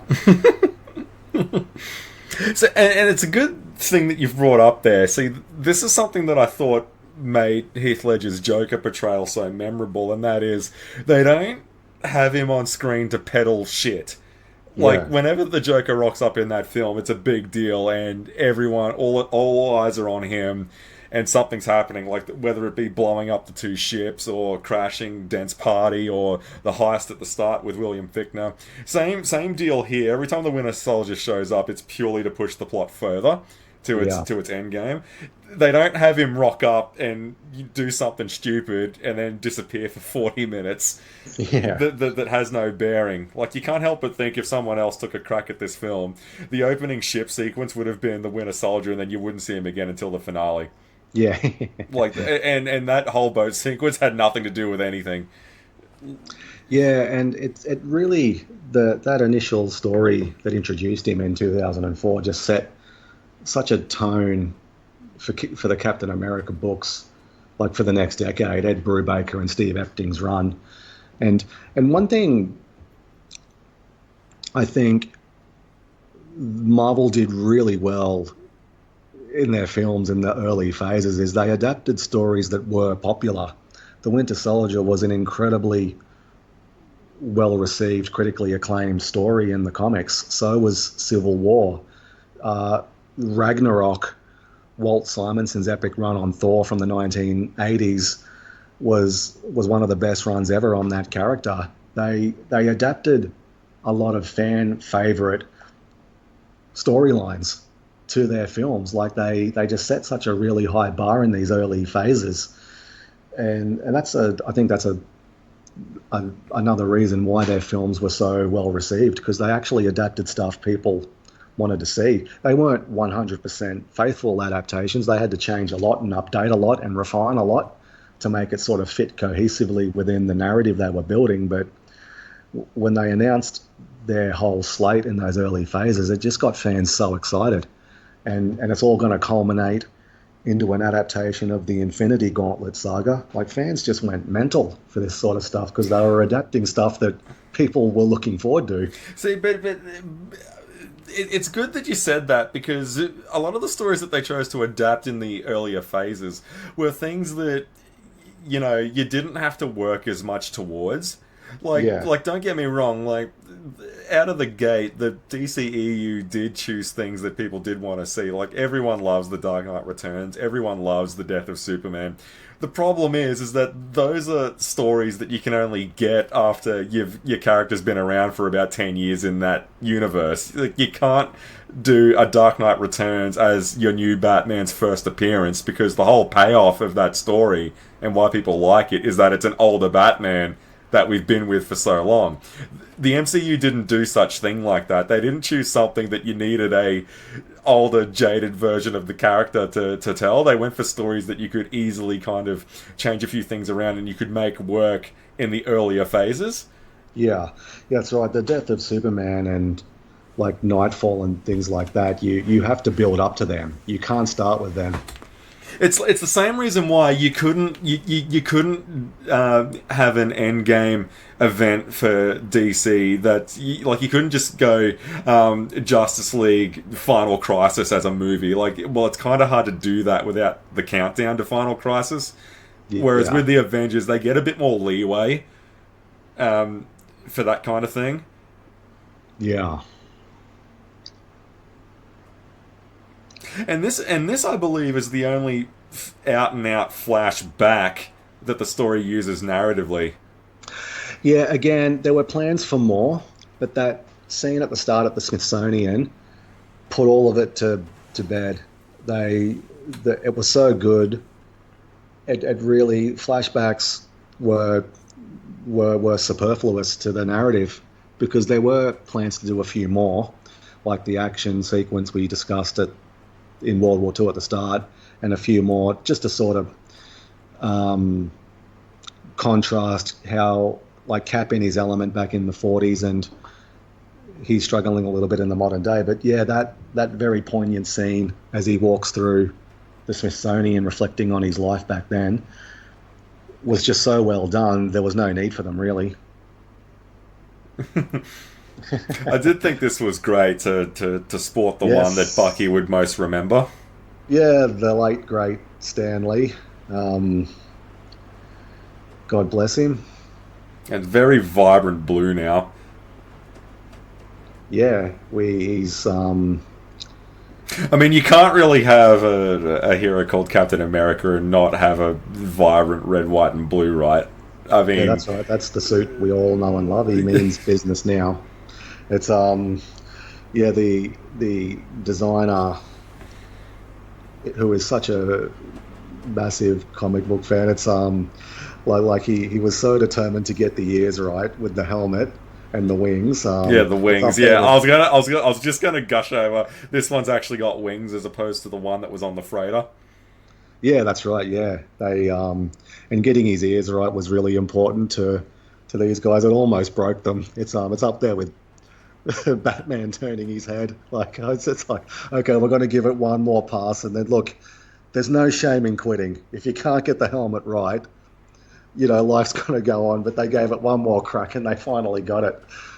So yeah, it was just so important to this guy I was reading in the art book And to get the helmet I right. love the chin strap as well in this one. Whereas Yeah, on the freighter one, it was underneath the jaw. Whereas this yeah, one, this runs along the chin. Yeah, it's so much cooler.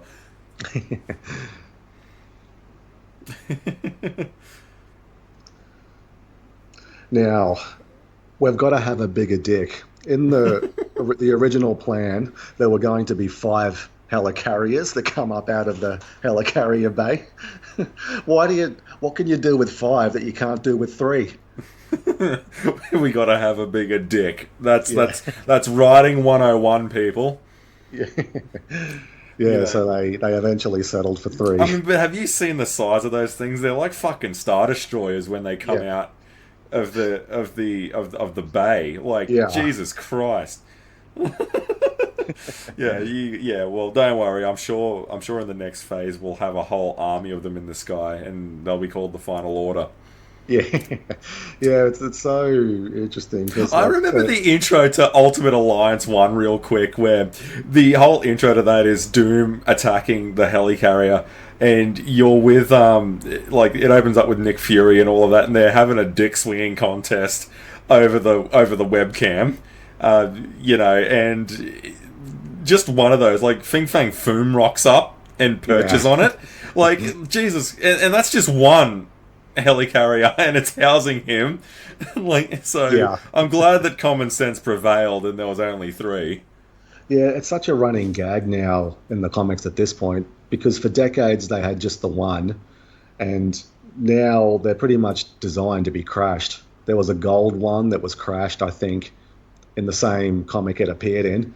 It yeah, it's become like a running gag now, crashing the helicarriers as Cap gives them some unpalatable truths that Hydra has infiltrated all throughout Yeah, Shield. it's Cap doing a little bit of shit posting. I like it because it should have just, you know what would have been good is if they had footage of Robert Redford come over all of the laptop screens and they do a Damon Killian. Like, Killian's lying to you. We're experiencing some technical difficulties, and then Black Widow. Bullshit. Yeah, and it's a great scene that really illustrates just the fierce loyalty that Cap inspires.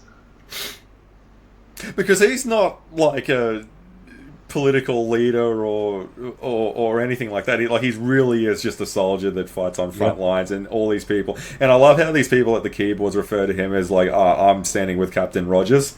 And Yeah, they refer to Captain him Rogers. by his rank and his real name. Like, they don't call him Captain America. Yeah, it's a lovely little detail, isn't it? Yeah. And that stuck out to me. And like as I was saying, I'm not brushed up on Captain America lore or anything like that. But that one line from tech support just then really stuck out to me when I watched it for the first time.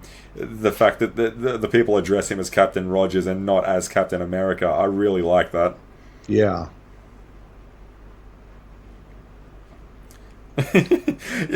I love this bit that's coming up where I think it might be a Quinjet or it might be one of the helicarriers crashes back down into the hangar, and only then do they realize it's probably going to be a good idea to close these things. Yeah.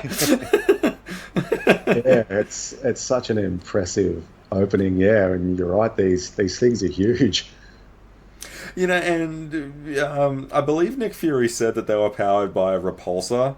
Yeah. Um, and it's cool if you look at the turbines on these things, they're manufactured the exact same way as the palm blasters on Iron Man's suit. It's really cool how uniform it Yeah. is. Like there's a lot of design aesthetics on the ships that are inbuilt in Tony's armor. Yeah, it's really cool the way they're designed. And the concavity glass transparent underneath for the surveillance devices. Hmm. And I love that line there. How do we tell the good guys from the bad? The bad guys will be shooting at you. And how it builds on that for Civil War when Sam says we we need to consider our options because people who shoot at you eventually start shooting at me or something like that. It's a really nice way the later films build on what we're seeing now. I think Captain America 3, like I think the Civil War cinematic adaptation, I'm inclined to say it's probably a bit better than the comic book one.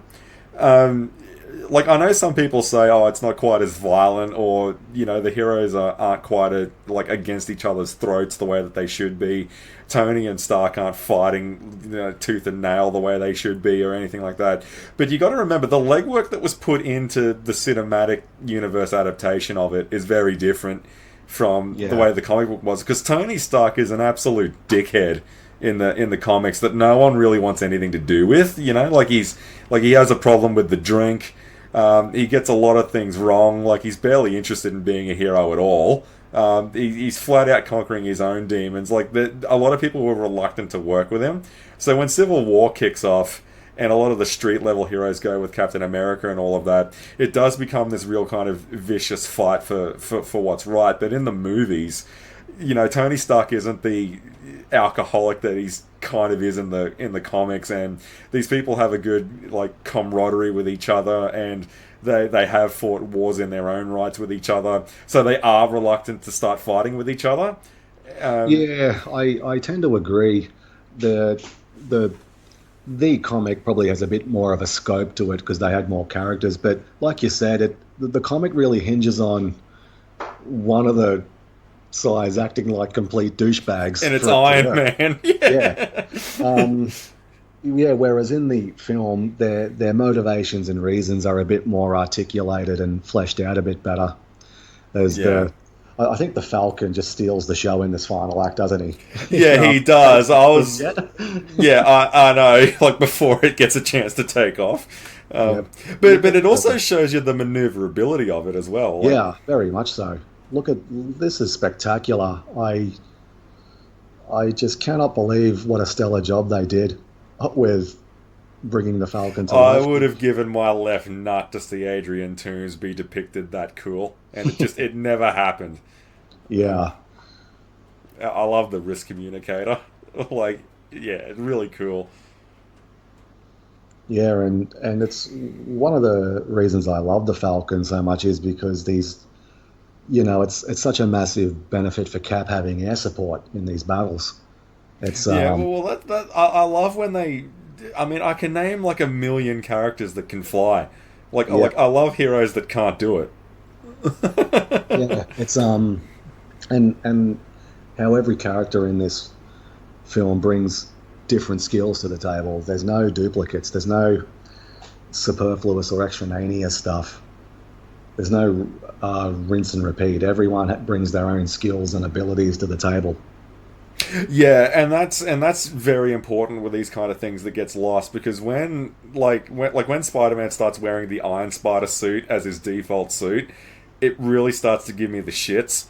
Um, because there's no like, why would he even bother using webs if he can just shoot them?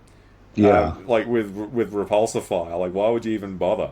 Like it's yeah, yeah, and they become very reliant on that kind of thing. So like you were saying earlier, like how they've made Stark Industries kind of like the template to explain away a lot of this kind of stuff, and you can take that on the chin and keep going with it and not ask too many questions. But I do understand fan frustrations when they start using it for shit like that. Like Spider-Man shouldn't be depending on Stark tech. Like yeah, I can understand when they do. It does kind of cross a boundary when that happens. It'd be up there like if Steve Rogers was using like Stark tech, like imagine if he was wearing like an Captain Iron suit. Like why the fuck is he wearing that? He doesn't need it. yeah, So yeah, I do understand that frustration. It's a good broad writing technique, but when you're using it to tie your own shoelaces, yeah, it is going to bother people. yeah. Oh, I love that right hook that he gives that guy there. Just Yeah. smack. Yeah. And how lethal is this guy, man? Like he downs a Quinjet, he takes out the Falcon, and what he blows up the cockpit of one of the helicarriers, like all within about 5 minutes. Yeah, it's such a tremendous climactic battle scene, and and I particularly it's almost like a little mini episode within the larger piece. I love the Falcon's fight with him, and there's a really cool detail which I'll point out when we get to it as things are starting to go south for Pierce. Fury back from the dead. But it's And, such an awesome Fury moment, though. yeah, Like, yeah. like how do you make opening a door look so cool? Yeah, I just love that shit. Yeah, I eat that shit for breakfast. I mean, how much more badass can you fit into one Yeah, room? I know. Like, That's my TV's about to blow up from all this badassness leaking all over it and out of it. yeah, Robert Redford, Scarlett Johansson, Alan Dale, and fucking Sam Jackson all in one room. Like, it should be illegal. Oh, I love the smugness of Pierce here. Yeah, Like, he's just cruising to get bitch slapped. And I've always said this, like, the coolest thing for me about actors is if they can get you on board without saying anything, just look at the facial expression on Sam Jackson here. There's nothing this bloke wants more than to flog this guy senseless, and he's doing it without words.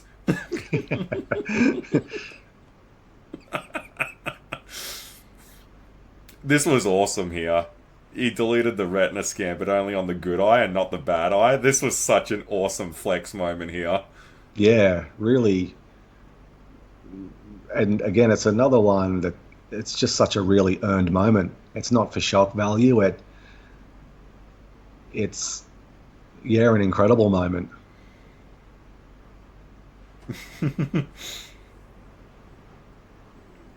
Yeah, Maria doing her comm stuff.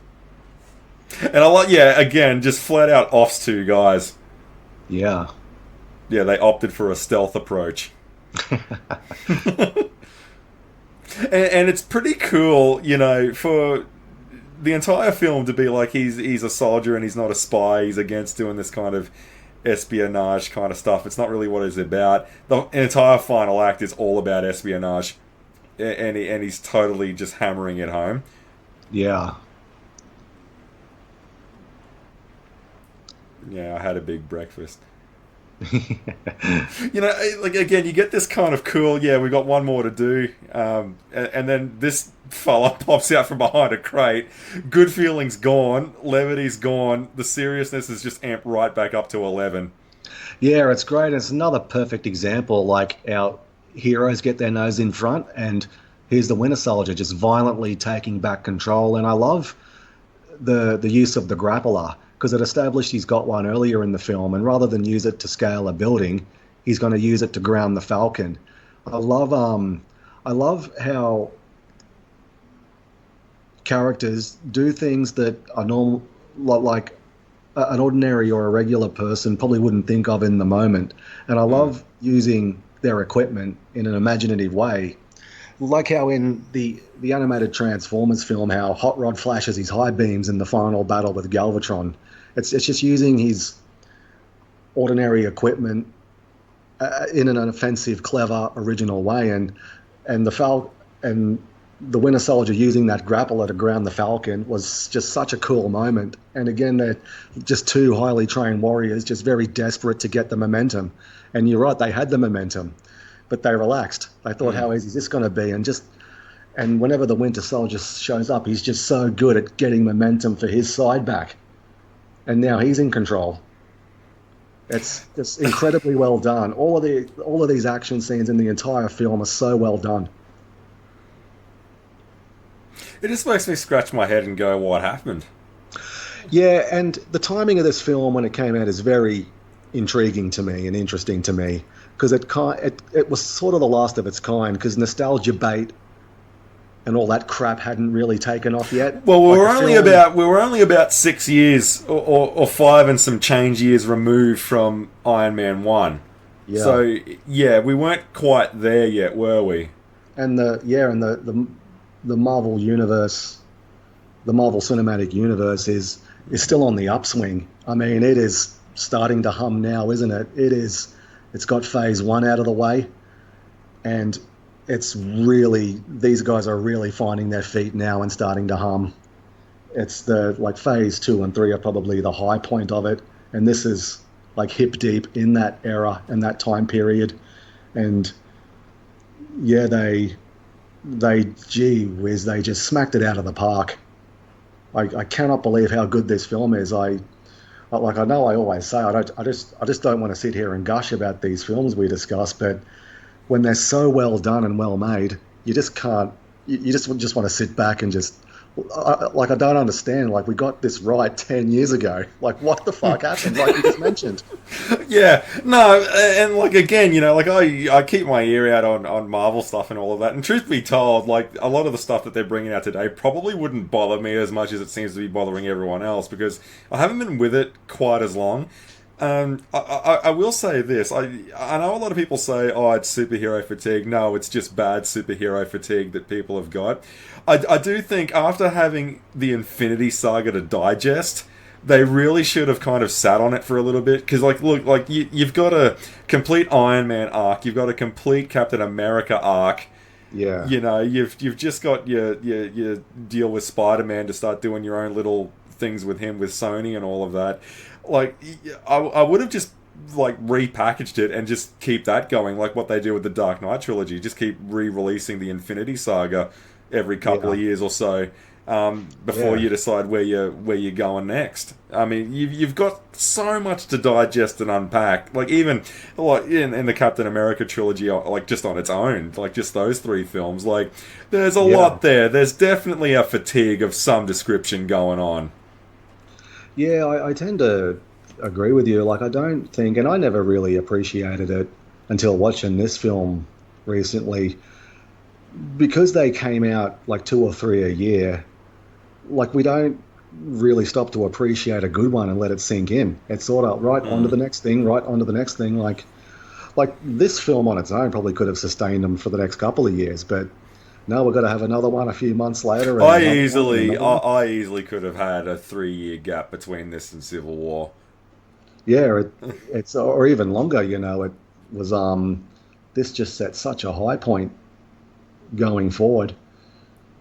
It's really interesting. We'll probably talk more in the closing credits about the state Marvel's in, and I do have a couple of theories on that. That are probably not the norm. I just want to say I love. It's kind of a loyal to the mission, never to his friends kind of a moment. I love how he's totally disregarded Bucky, even though he's been wounded by gunfire, to try and down the last Yeah, helicarrier. Like, it's no longer about doing this and getting out alive. It's about doing it full stop now, which is something that yeah. I think, yeah, that's just, I mean, that's Cap, man. Like, is there a more character defining moment that's true to what he's about than that? Yeah, it's a great moment, and he's just so principled, and his integrity is so high. He's going to sacrifice himself to stop this awful plan that that Project Insight. I mean, yeah, it's just so chilling what this plan is, and yeah, he's going to pay the ultimate sacrifice to stop it. I know it's 10 years removed, and I suppose depending on who you are, is 10 years a long time. I like to think it's a fairly big chunk of someone's lifespan. That would this kind of plot fly in a film today, in a post-COVID world? I, oof, It probably would. maybe not It's, as confronting as it is in this form, but it probably would. yeah, like like we discussed earlier, some of the themes this film has are more relevant today than they were in 2014. Like this was fiction and fantasy and science fiction 10 It's a years ago. It's documentary now. Yeah, or it's drifting within the realms of possibility. It's with how chaotic um certain parts of the world are and how toxic and noxious political discourse is becoming.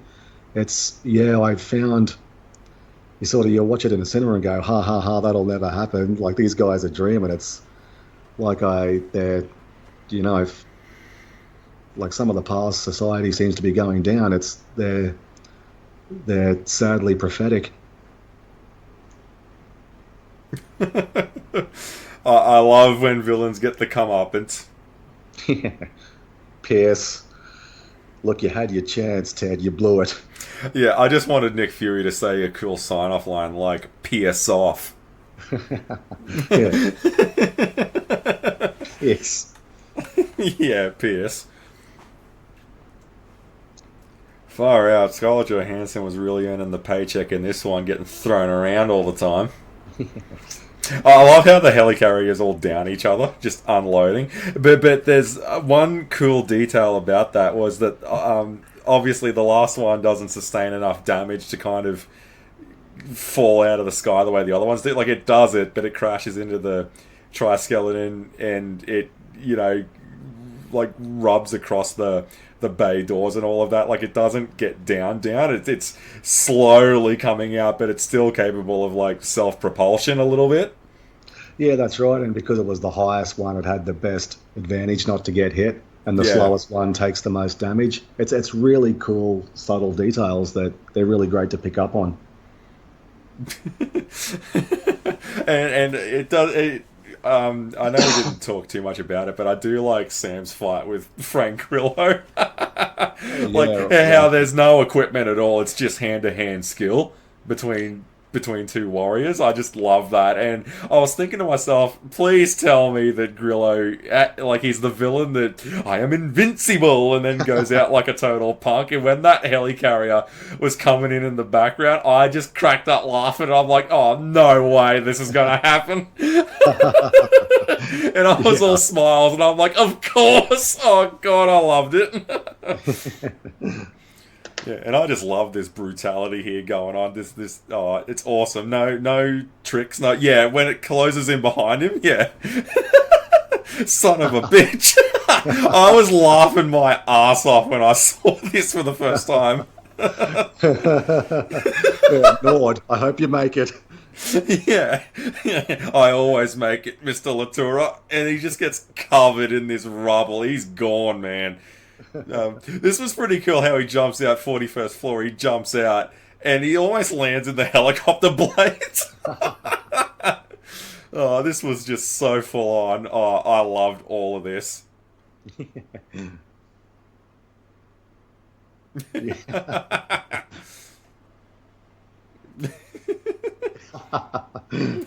Yeah, that's what I'm talking about. Now we can start cracking some jokes. Oh, that was great. This was really cool. This, and of course, I knew the fight was gonna keep going. I think everyone knew that. Like, don't get close to this dude. He's got a lightsaber. And then they start scrapping again. And I just love the environment that they're in. Like, the dome's cracked open. They're going down. Like, there's bigger things to worry about. But no, we've got to air this out. Yeah, the Triskelion dwarfs the Washington skyline. I was reading that there's a law: buildings in Washington can only be built to a certain height. So they took a little bit of creative license to have this massive towering building. I thought it was really interesting that, but of course they would, right? Like you know, like Canberra's restricted airspace. See, this is something with Captain America that I don't think they ever did this for a stupid moment. If you're gonna have him in the full ensemble drop his shield, it better be for a damn good reason. Yeah, Like, I can't another moment that sticks out to me, like when he dropped it there. I'm not going to fight you, and then he drops it. Another moment was in Civil War when Iron Man screams that he doesn't deserve the shield after their fight with Winter Soldier, when Bucky and Steve are just pounding ass on Iron Man. He drops it yeah, again there. It's good, powerful imagery with Captain America where he's standing there stoic like a statue, and then the shield just drops off the arm. Like, yeah, don't have him do that to go and grab a Mars bar. yeah. Like, That's right. do it. You've got to do that at awesome moments. He doesn't just do that for anything. Yeah,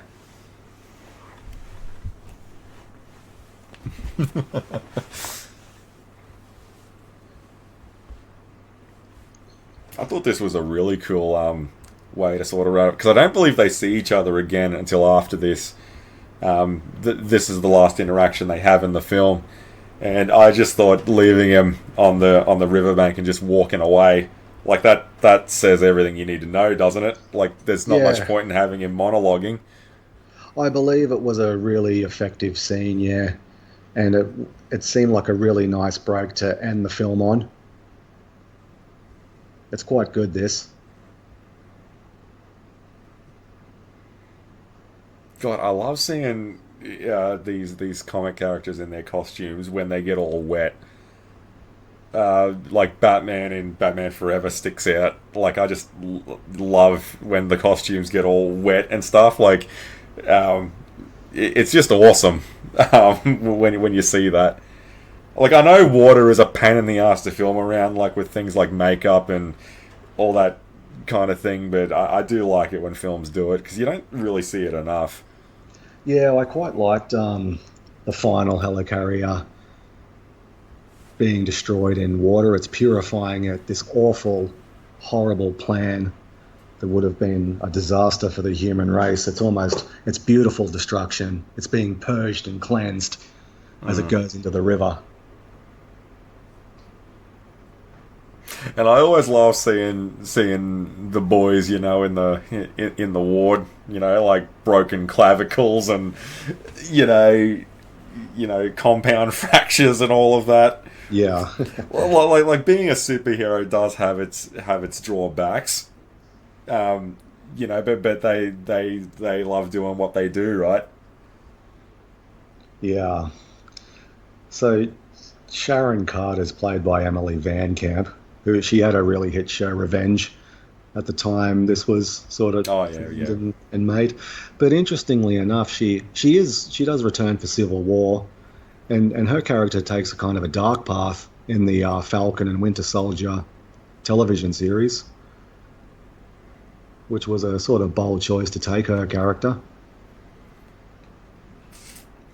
As Yeah, I find that quite interesting that the supporting network of characters in these earlier films are now pretty much the main leads of spin-off material where it is at now with modern day MCU. I think that's pretty cool.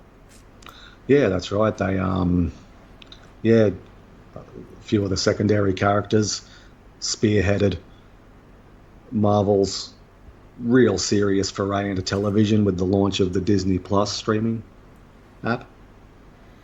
See, I do think maybe what they should be doing is maybe dial back the theatrical release, which they have done, if I'm not mistaken, and maybe sink about 3 or 4 years just into their TV series instead. That people can just kind of mellow out with and don't have a massive blockbuster extravaganza in there, and let your streaming service do some of the heavy lifting for a bit, which is what they seem to have been doing. But tried to keep with their mainstays. I don't know. Maybe they weren't too keen on the sudden jump between theatrical releases and the shift to TV format, and they wanted to tick both boxes. But they tend to cannibalize each other in my mind. Yeah, well, at the height of their popularity and success, they had the balance right. There were like 3 films a year. You didn't really need to have any more of a commitment to that. But with these shows, and particularly with the films that followed them, are kind of relying on they've made the explosion of content. It's probably hurt them in the long run. It's probably cost them some of the casual sort of viewers, because if they're dropping 2 or 3 films a year, that's doable. Even if a year goes by where you're not up to speed, you just sort of binge them over a weekend, right? You're up to speed and you're ready for the next one that catches your interest. But yeah, now it's sort of, and also now they've made a big push to make the multiverse a huge plot point, and casual viewers like myself, because I haven't seen all of the MCU films in sort of any phase, but you're sort of, okay, so is this, before the blip, after the blip? Is this a reality where the blip never happened? Or, hang on, isn't this guy dead? It just becomes so convoluted and messy, because I don't really have time to watch all the films and watch all the shows. It's with this huge dearth of explosion of content, being a Marvel fan now is a full-time job, whereas, at the height of its popularity and success, it was 3 films a year, like 6 hours of your time out of 365 days to stay up to date. That seemed both comfortable and doable for a lot of sort of casual fans who love these films, which is the bulk of their audience, not the hardcore Marvel zombies, because they'll watch everything, and every franchise needs those types of fans as well, don't get me wrong, but the bulk of their success comes from sort of people who just sort of chime in once or twice a year with the films. So yeah, well, you said something interesting there, which is what I wanted to where I was kind of going with this was 3 films a year is doable and all of that, and a lot of the films that they've brought out in recent years have been dependent on your knowledge of the shows that have been airing on Disney Plus at the time. Yeah. One thing that the MCU Infinity Saga does, which I think is really cool, and it's true to the Marvel comics, the way they were written, like every Marvel comic was someone's first issue, so they're written to be accessible in that way no matter what, and the MCU Infinity Saga does a good job of replicating that, because they treat this up until Endgame.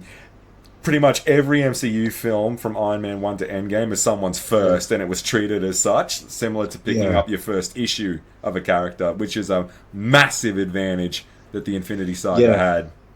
Yeah, absolutely. Because, out of the 22 films comprising the Infinity Saga, I probably haven't seen 10 of them.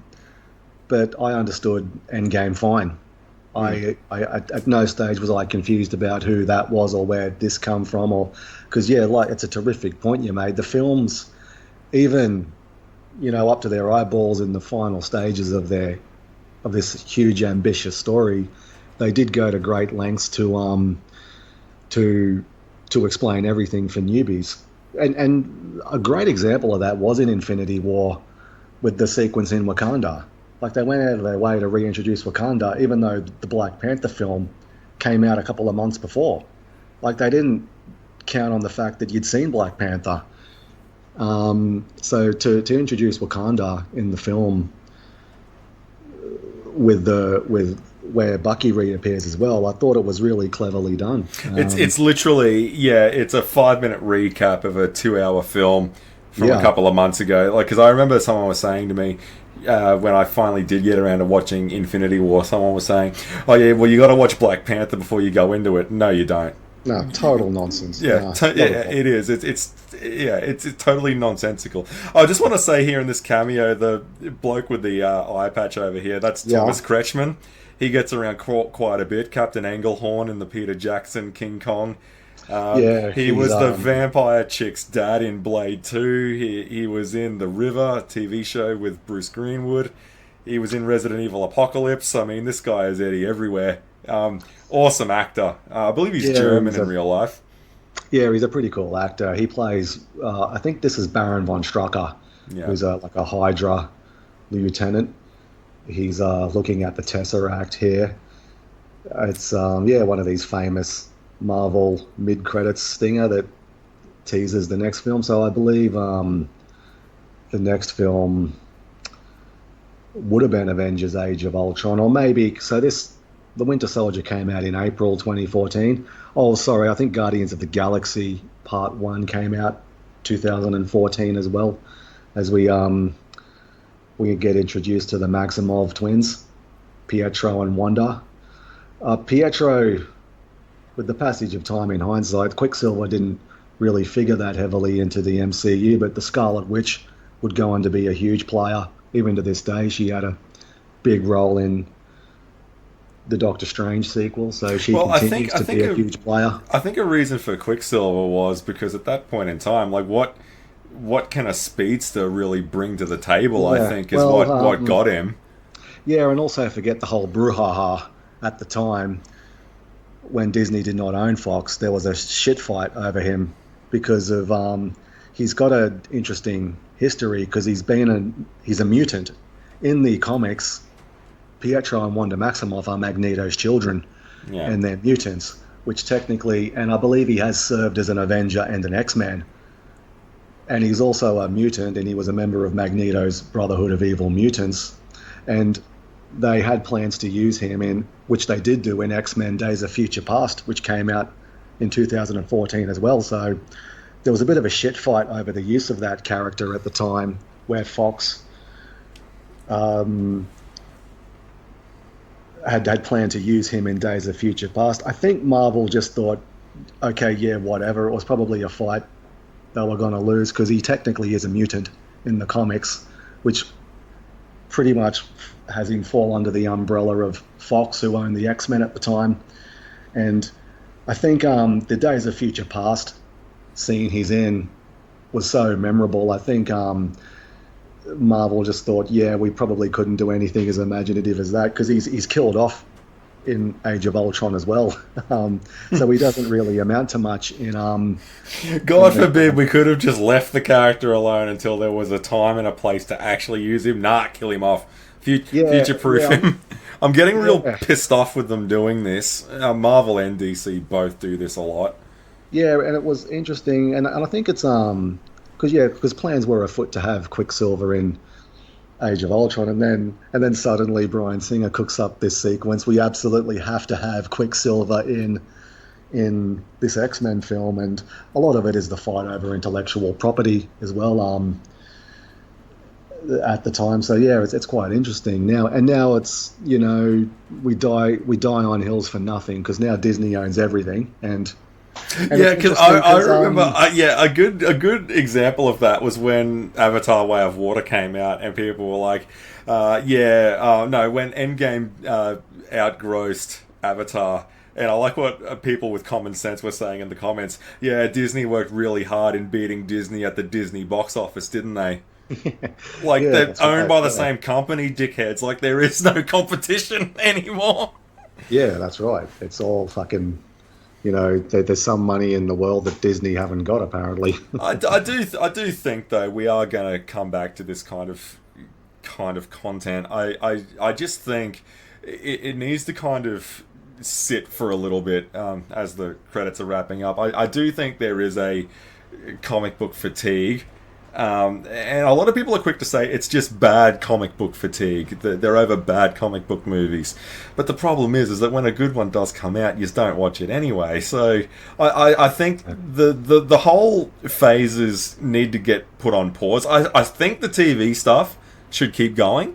But I think Yeah. the big films need to go away for 5 or so years before doing them again. Let the Infinity Saga really digest, um, and then take another crack at it, or even recast some of these roles and take another whack at it.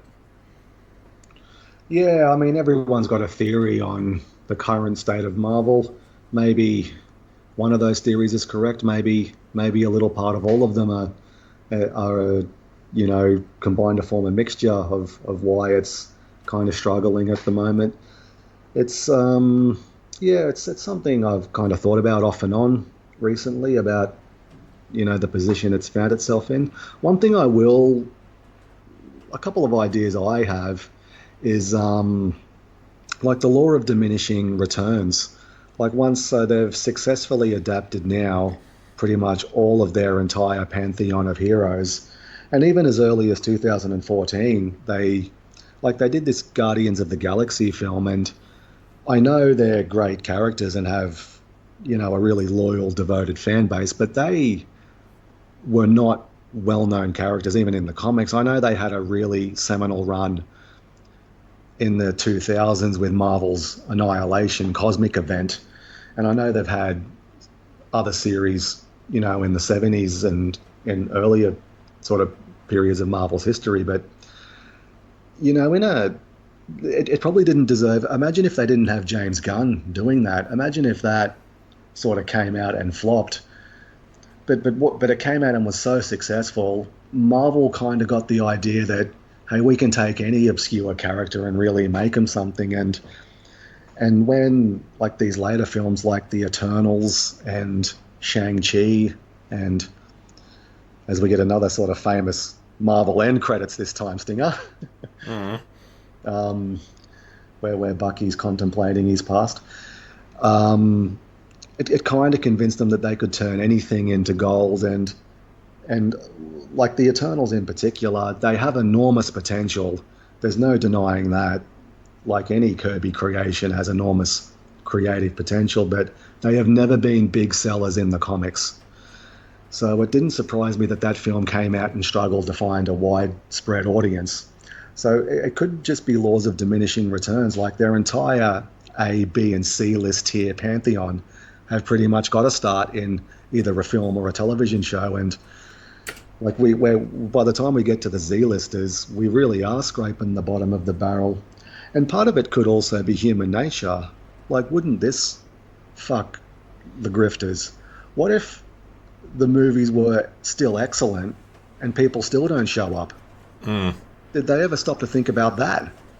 Because audiences' tastes do change over time. Audiences do lose interest, regardless of quality.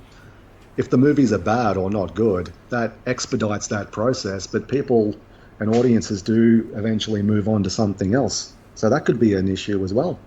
So yeah, it's really interesting.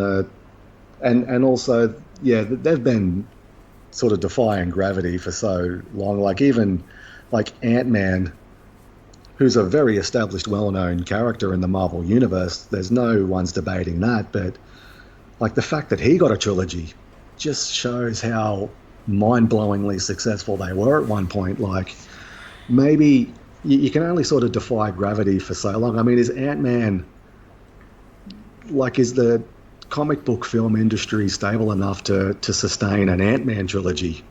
I know it can and it did, but you sort of think, hang on a minute, maybe this bubble is probably going to burst if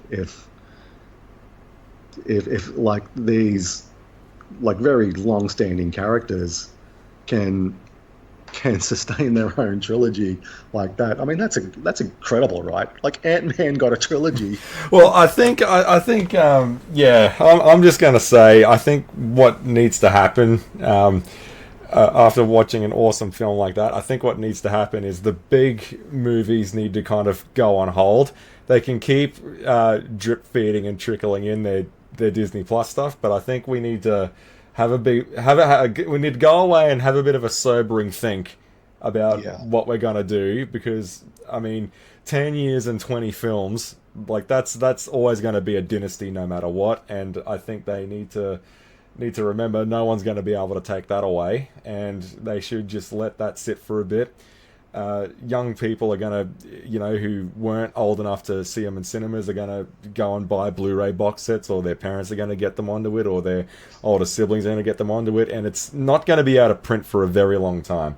So I think they need to go back to that, and when it's right on the page, it'll happen. I do think the needle is going to swing. I don't think it's all doom and gloom the way some channels will have you believe. Yeah. And yeah, it's going to be interesting times ahead, but I do think we need to have a bit of a sobering experience and go back and watch The Winter Soldier and watch a good comic book film to remind you that it is doable. Yeah.